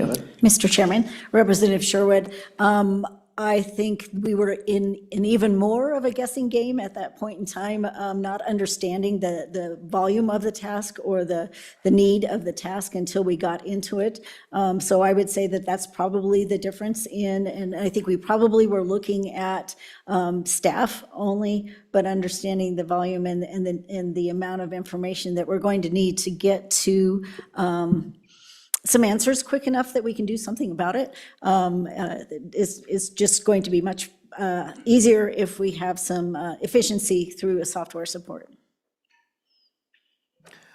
Representative Haroldson. Thank you, Mr. Chairman. Director Budd, thank you for being here. And so obviously I understand this priority 2 on 75. This is in conjunction with where we're at because of legislation out of last year. Or earlier this year. 3 million, obviously it's a rounded number because you're kind of sitting there throwing a dart at a dartboard right now. Have we gotten to a point where we're beginning to see maybe those numbers materialize? Because you said it's been brought out for the bids and for those resources to come in and get an idea. Are we at a point where we think 3 million is gonna fully cover this? Are we like, hey, we're shooting over and we'll revert if we need to? Or we can, do we have an idea of where those numbers are landing? Mr. Chairman, Representative Haroldson, we're pretty confident in that number. In the RFPs that we received, all of them came in within that range. Likely, we may be over a little bit, but I don't, we don't have a final contract in place with anybody, obviously, because we don't have the funding. So all of those companies understand the position that we're in at this point in time, that we're going to need to get funding before we can do a contract. I would assume that the amount of money that the costs that they enunciated in their responses to the RFP would be valid for moving forward. Further questions for the director? Okay, please continue. Okay. We will move on to priority 3, which will be on page 53. And that is very much related to our previous conversation. We currently have 2 critical infrastructure analysts. One is a focus on cybersecurity. The other one has a focus on energy. They also do cover all of the other sectors, but in looking at our focus for those particular lifeline sectors, communications comes up. Later this week, we can share in our executive briefing some reasons why communications is a specific focus for us and the threats that currently exist across the nation to communications. We have 2 positions in our office that work in communications. We would like to take one of those positions and add the analyst function to them, which would then cause that to move from a position 9 to a position 10, because those would be added functions. We have gone through the preliminary process with HR in review of our JCQ, or the job tasks that are involved with changing that to an analyst position, and they are in agreement as far as moving that position from a 9 to a 10 as far as the requirements for the job. We would need additional funding to move that, and that that position is currently funded with our Emergency Management Performance Grant, which is a 50/50 matching grant. So you'll see the ask is actually pretty small with $28,793. That is 50%. So that, again, 50% of that change in that position's funding would come from the federal grant. Questions for the director? So, thank you.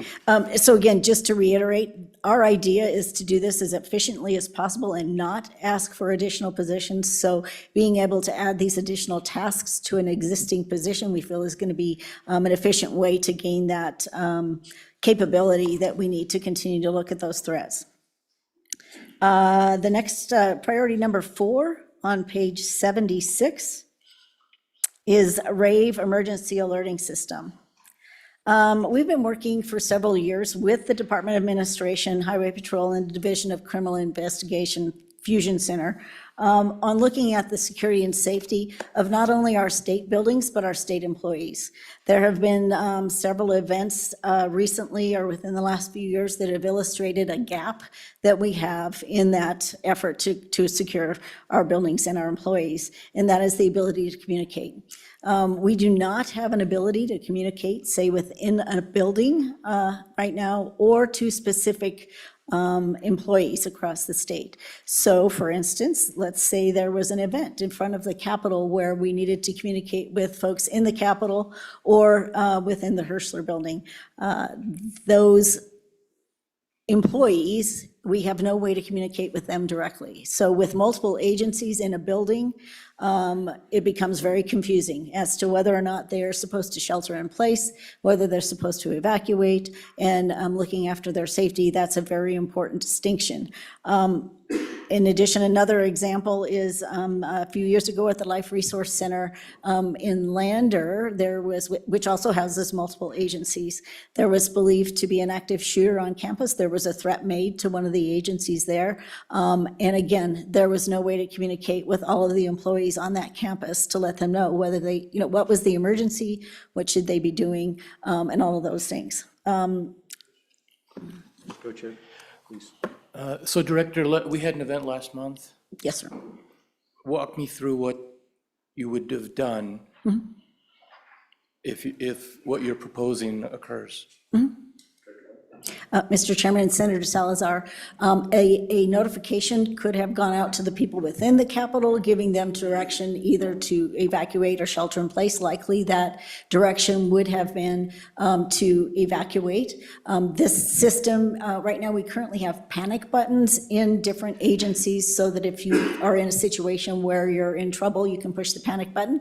They're not at everybody's desks or anything like that. This system also includes the ability to push one button and call 911 or identify an active shooter. So it would give them the ability and the power to make a notification that there's something going wrong. Say if you had someone making a threat on a certain floor in a building, then that would be their ability to communicate that. So in this situation that you're speaking of, we would have, a message would have been sent likely from the Highway Patrol Division O to the folks in the Capitol. Again, there's multiple groups of folks in the Capitol, the governor's office, as well as LSO and other groups.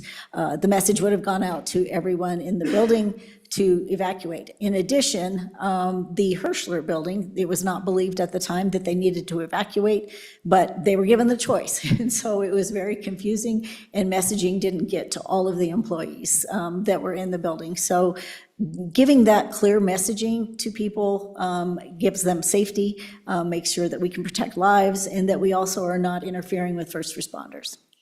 Follow? So I wasn't here that day. What broke down? Was there something that broke down? Walk me through that. Mr. Chairman, Senator Salazar, there was not an ability at all to communicate with the folks in the Hirschler building directly. So each individual agency was given different directions. There was an email sent to employees, but there was confusion as to whether or not they were to evacuate or whether they were to shelter in place. So again, and I will just tell you that every real event and every exercise we do, communication is always pointed at, whether it's I didn't tell you or you didn't tell me, or the fact that we don't have the right tools to communicate correctly.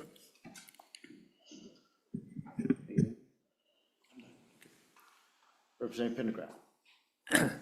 Thank you, Mr. Chairman. Just trying to get a clear picture of exactly what happens. So this rave system, does it interface with, you say notify all the individual people. Does it notify them via private emails, via cell phones, an intercom, a runner? How is that actually manifest? Mr. Chairman, Representative Pendergraft, right now, it's all of the above, but we would like to tighten that system up. It would be through their cell phones, and so that would be a text. It could be a text, an email, it could be a phone call, depending on how that person chooses to be notified. The advantage to the system as well is that it could be, say, the Thyra Thompson Building, ANI or Highway Patrol or our office, however we set up the authorities there, or a manager in that office could notify that building directly with this system. Right now, there's no system-wide way to communicate, say, even within the Thyra Thompson Building. Mr. Co-Chair? So are you then kind of command and control? You're taking on that responsibility with regard to the Capitol and the adjacent buildings? Mr. Chairman, Senator Salazar, we're leading the charge to get this system in place. However, control would be done at each location and with the authority of whoever is managing that location. So for the Capitol, that would be the Wyoming Highway Patrol and ANI. Representative Sherwood. Thank you, Mr. Chairman. Director Budd, is this a system that employees have to sign up for? Or if I'm day one on the job and just because I'm in the building with my cell phone, I will still get some sort of notification? Director Budd. Mr. Chairman, Representative Sherwood, we're still working through the opt-in, opt-out kind of idea because not every state employee has a state cell phone. So they would have to allow this alerting to go through their own personal phone. So we'll be working through a process of the initial rollout, if you will, with the current state employees working through that system, identifying folks to manage this at each level, say by the building or by the group or the agency, whatever makes sense, and then they will figure out how they want to talk to their folks about it, if they want to utilize state cell phones, or they can opt in to utilize their personal phones. They will not be forced to put it on any phone. We believe that if we can get 80% at least of the folks in a building or within an agency, they'll notify the rest of the folks that they need to, either shelter in place or evacuate or whatever the direction might be. Representative Harrelson. Thank you, Mr. Chairman. Director Budd, so we live in a wild age where there's so many options, right? And so I'm just thinking logistically, and I understand you've got a large net you're throwing, and I understand that, but there are a ton of options right now that you can send mass amounts of information to select groups at single contact points that cost nothing, like WhatsApp or Signals or something like that.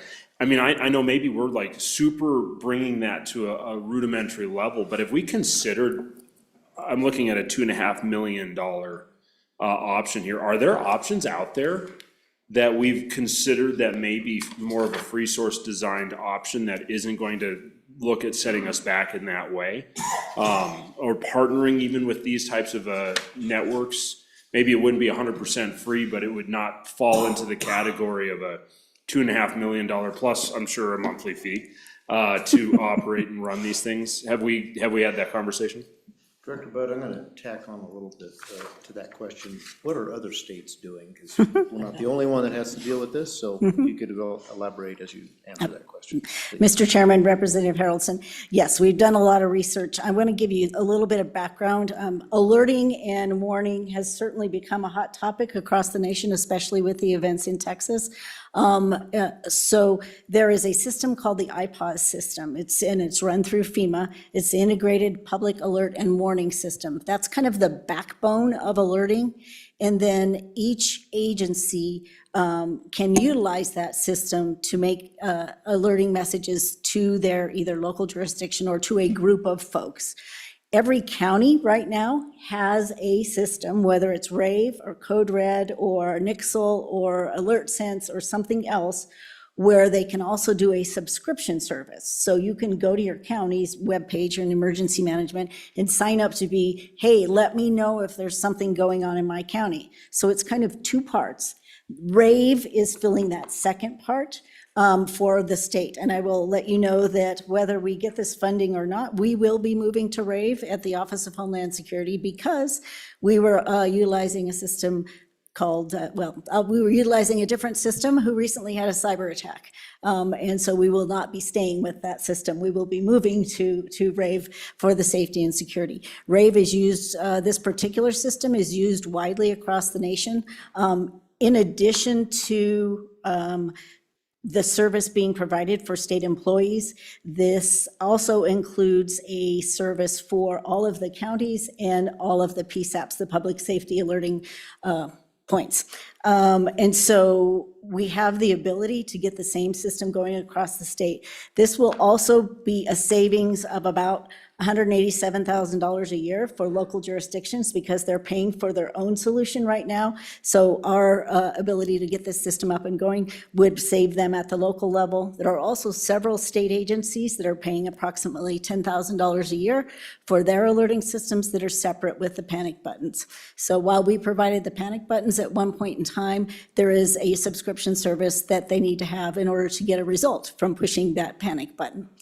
So we see this as a statewide savings in the long run and a service that we can provide to ensure the safety and security of our state employees as well as our communities.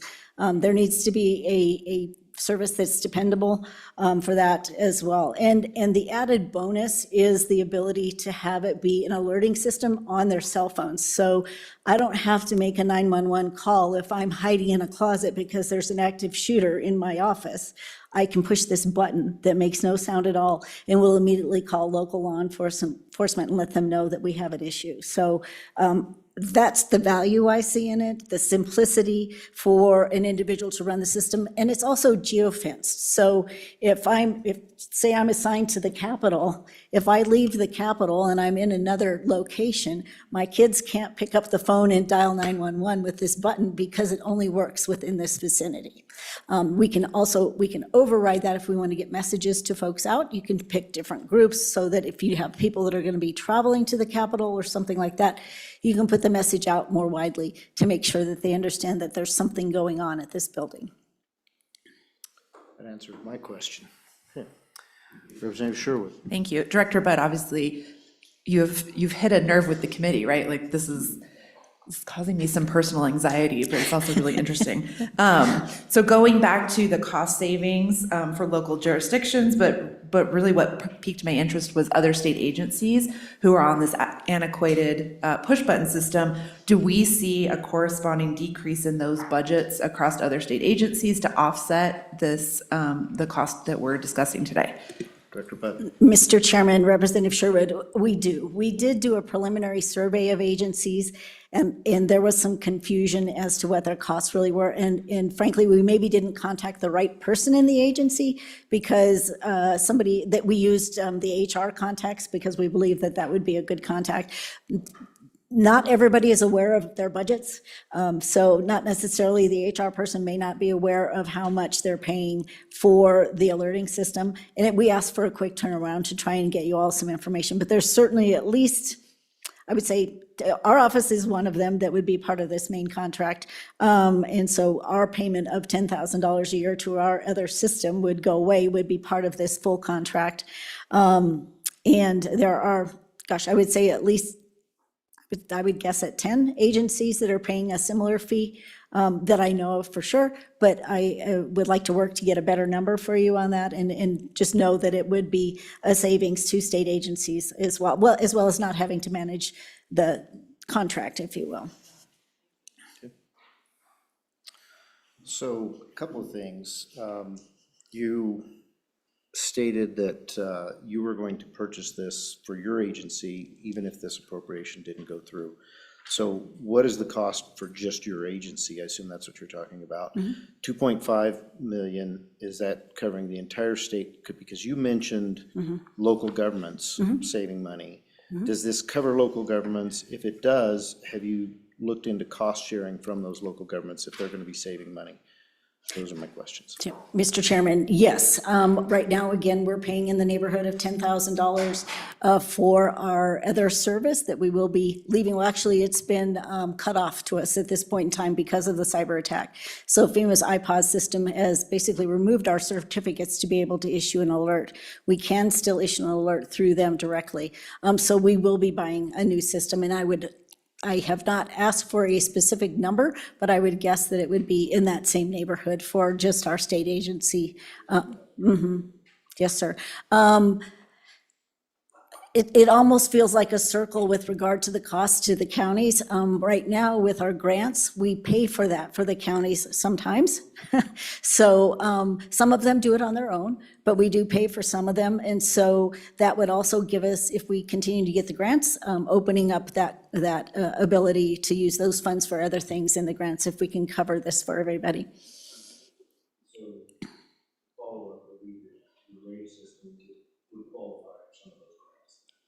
Mr. Chairman, likely it would, yes. If we get funding through the Homeland Security Grant, we could likely cover at least a portion of this cost through that grant. However, that means we're not paying for something else. So at the state level, we only are allowed to keep 20% of that grant, and this type of an expenditure mostly would count as a state expenditure. I don't believe we could utilize, sometimes we can do contracts where we can say we're providing a service for the whole state, so we can use that pass-through money. We would have to get a ruling on that from the grant folks to see if we could utilize some of that 80%. But again, it's a balance of trying to make sure that we can provide that service for the state and utilize that grant funding in a good manner. Any other questions? Seeing none, Director, please continue. And I believe, just for clarity as well, the RAVE bid is for 5 years, so that 2.5 would cover 5 years of the system. Okay, priority number 5 on page 77 is hazard mitigation planning. This is an important function for not only having the ability to receive hazard mitigation funding from FEMA, but it also helps counties to identify areas that may be more prone to natural disasters and to shore them up and become more resilient. Right now, all 23 counties and the Wind River Reservation have a FEMA-approved hazard mitigation plan. Each of those plans must be updated every 5 years. You were gracious enough to fund our plan update, and we're completing that at the state level. We're doing, historically have funded those planning efforts at the local level through state, usually grant funds, which we weren't able to utilize them last time, so we asked for that funding for our state plan. We do 2 regions per year in that 5-year cycle, and this provides, again, the ability for those local jurisdictions to have that hazard mitigation plan. If they did a plan on their own, the consultant fees are usually about $40,000 or $50,000, so we're getting a significant savings for each county by paying for this in bulk across the enterprise at the state level. So this funding would cover the next biennium, which would include 4 regions in the state getting their plans updated. Okay. Any questions for the director? Seeing none, is this wrapping it up then? or I have 3 more. I have 9. 3 more? Okay, go ahead. Priority number 6 on page 54. This is another efficiency in our budget that we're looking at. We do have a 24/7 duty officer. Each employee is given that responsibility on a weekly basis. So each employee serves about 2 to 3 times a year. Our non-exempt folks who get overtime pay receive $1 an hour for being on call. And then if they do take a call on off hours and that time adds up, they would receive overtime pay for that time. We currently don't have a budget for that at all. We've utilized other salaries, shifting money around when needed, and we're hoping to have a full complement of folks in our office, so there won't be any money available to move around. So we'd like to be responsible and put this in our budget so that we're able to pay that overtime from a fund that's set aside for that, and makes, again, for transparency on where that funding's going. The number that we came up with is an average of the overtime we've paid over the last few years. Vacancy you've had. I could look it up, but if you could tell me, since we're talking about how important this particular budget item would be. Mr. Chairman, I'm not sure I could articulate that. We are having issues with hiring folks at the current classification levels and getting the talented people we need. We do have 4 open positions, I believe, right now. We have things happening like we hired somebody for an administrative assistant position, and we went through all of the process to get them hired. And then the day before they were to arrive, they said they had too many family things going on and they couldn't have the job. So it's a combination of things that makes that tough. It's also very specific tasks. Right now, we have an offer out to a position, which is our National Flood Insurance Program position, pretty specialized to run that program, and found someone that we would like to hire. We have an offer out to him right now, and we hope that he'll accept it. So I think it's the nature of some of the positions that we have sometimes lengthens the open nature. We also had, in the last year, 6 people who were, out of 23, who were able to retire. So that made for some replacement issues for us as well. I had a question I'd written down about the flood insurance. Do you know how many homes in Wyoming are on that program?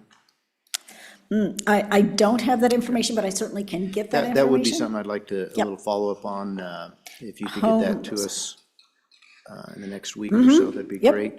And what communities those are in, it would be helpful as well.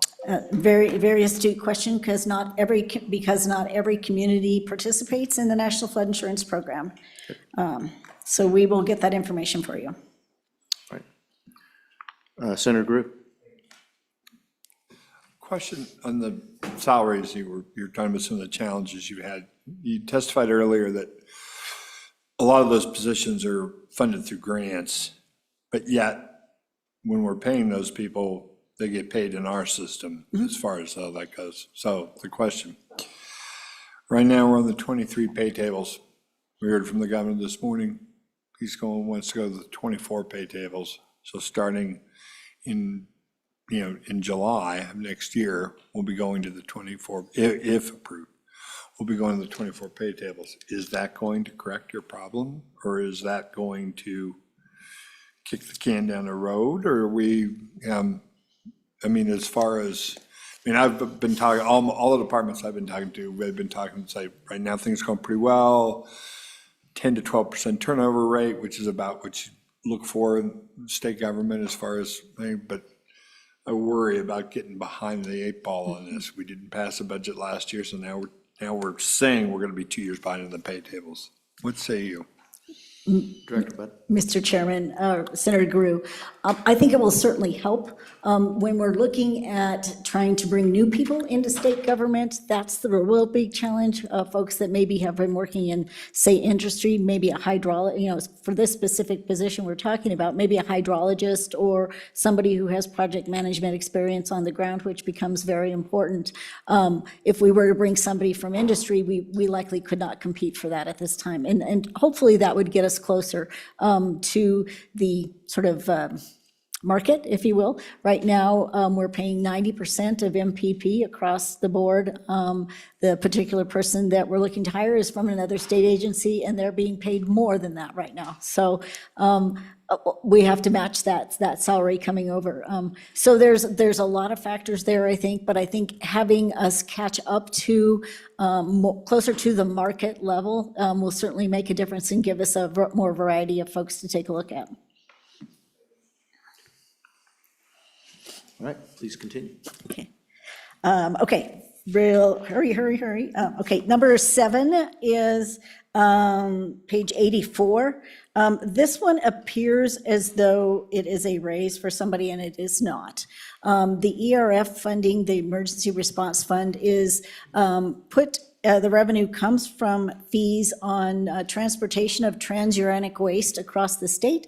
It's a fee per cask. In 1989, that fee was set at $200, and in recent years, we were able to get that fee raised to $450. The reason why we asked for the raise in the fee was because all of a sudden we weren't able to pay the salary of the person in that position, and we had to supplement with other grant funding. That fee has been instated, I believe, for 2 years now, and now there is funding available to pay that person completely with the ERF fund. So this is not asking for additional funds or giving that person a raise. It's just moving where that money is coming from to support the position back to the ERF fund and out of grant funding. Questions? Representative Pendergraft. Thank you, Mr. Chairman. Director, do you know why the governor denied this? Mr. Chairman, Representative Pendergraft, I don't. I believe it was confusion on a belief that it was a raise for someone. I don't believe he has any other concerns other than that. Seeing none, please continue. Okay, number 8 is the state and local cybersecurity grant match on page 94. The state local cybersecurity grant was created through the infrastructure bill, and 4 years of grants were put together.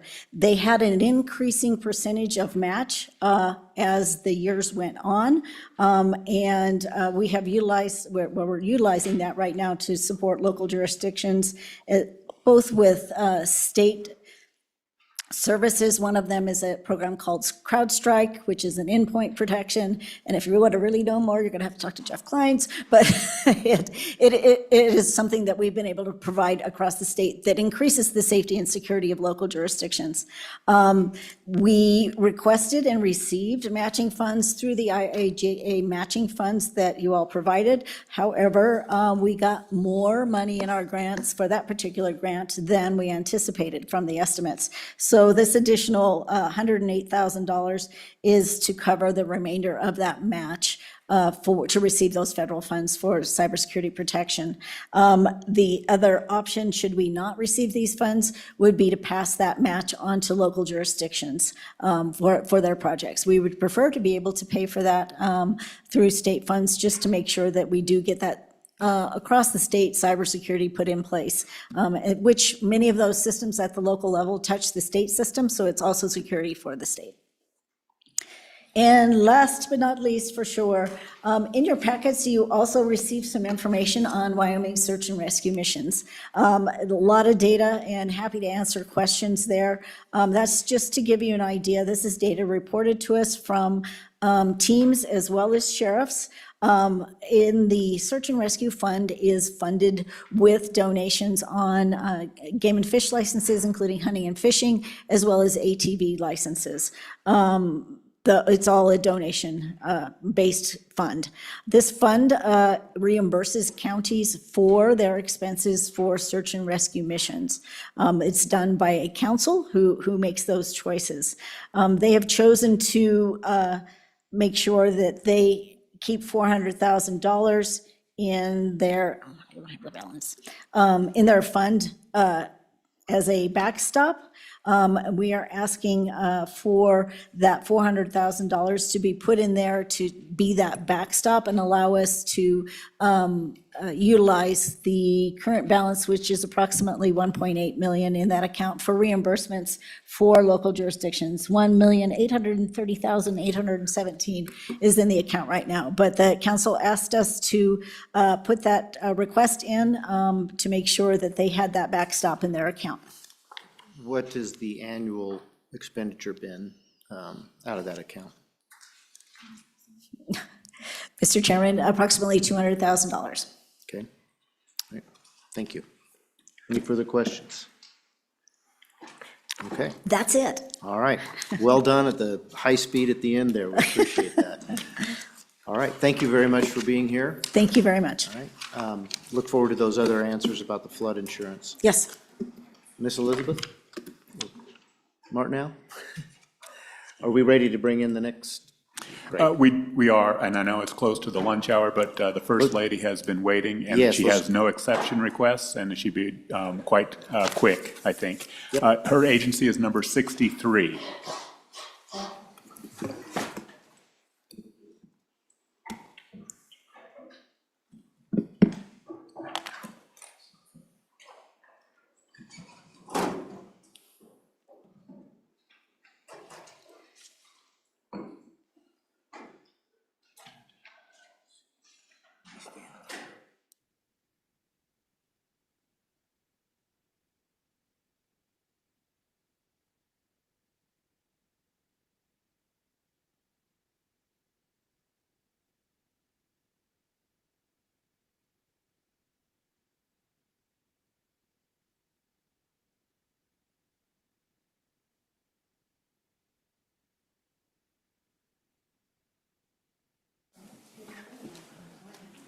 Welcome to Joint Appropriations Committee.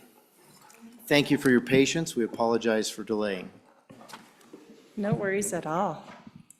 Thank you for having me. Good morning, Mr. Chairman and members of the committee. My name is Jenny Gordon, and I'm the First Lady. I come before you today to present the Governor's Residence Budget for the 2027-2028 biennium. I have with me Rory Horsley, who's the CFO from ANI, and Trista Ostrom, who is the Chief Executive, or my Chief Chief of Staff, excuse me. And if it's a pleasure, I will speak to the budget proposed. Okay. The Governor's Residence operates with a biennial budget of $729,283 and 2 authorized full-time staff. The Governor's Residence includes both public and private spaces. The Governor's Residence provides both the site and building to be used exclusively for the residence of the Governor during his or her office, and the public use areas serve to provide setting for special events hosted by the Governor or the first spouse. The Governor's Residence operates with 1 division and the residence operations. The division provides funding for essential operations of the residence. The most significant challenge for the residents is adequate funding in order to continue to meet the high standards the public would expect of Governor's Residence. Our department priorities are the residence operations, the division budget request summary table. The 100 series, which is the personnel services, is $515,263. The 200 series, which is the supportive services, is $104,922. The 400 series, the data services series, is $7,769.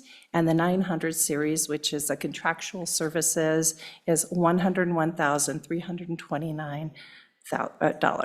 And that includes servers, carpet cleaning, et cetera. Impact from the One Big Beautiful Bill. The Governor's Residence has not been impacted by the HR 1 or any of the substantive federal actions. Our telework policy, the Governor's Residence has 1 telework policy in place to be used on an emergency basis. Although it's there, it hasn't currently been utilized. If you have any questions regarding the budget history, I have provided, well, not me, someone else has provided, let's be honest here, an Excel table. And with that being said, I'm open to any questions that you have. Of course, the experts are right here in the room. Okay. Any questions for the First Lady? Go ahead, Representative Sherwood.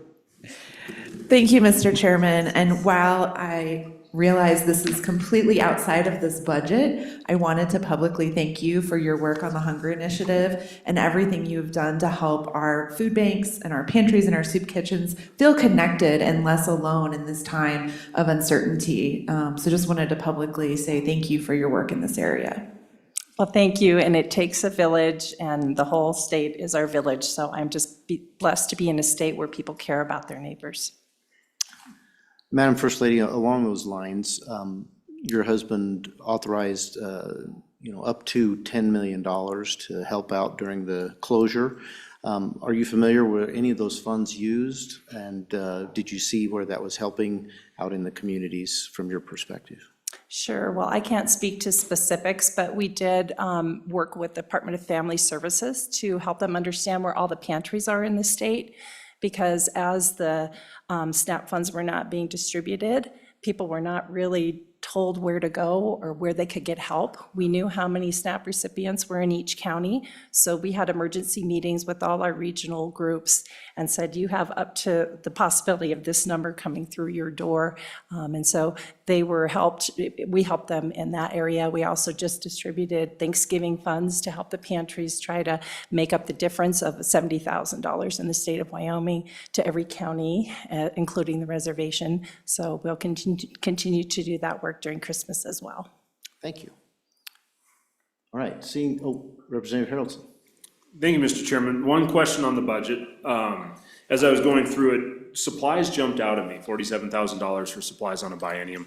And I just was wondering, is that food as we're bringing people in? Is that, because I was sitting there going, man, that's a lot of Folgers and plates and cups and knives type deal, or what does that supply line look like? Madam First Lady or any of your staff? Mr. Chairman, I will defer to Mrs. Fordsley. All right, Mr. Chairman, Representative, yes, that, a lot of that budget is used for the food purchases for the public side of the residents. All right, seeing no further questions. Senator Garou. Thank you, Mr. Chairman. Hi. Hi. It's always a pleasure to see you, and it's always a pleasure to go over this budget. And one of the things that we know so well, that you've done a great job running the residence as you would a family ranch, and done so just with always an eye towards keeping the cost down, and always with an eye towards making sure it's small, brief, and to the point. But we've got a lot of stuff going on this year, a lot of things coming up, 250th anniversary, a lot of different events coming up. Are we sure that this is enough? Are we sure that we've got the funds needed for the events that are planned? And I like to say, I know you try your best to make sure that number is as low as it can possibly be, and we all appreciate it. But always just want to make sure, just want to give everybody an opportunity here. Given all the things that are happening, do we have it this year? Are we okay? I'm looking at everybody on the team here. Madam First Lady.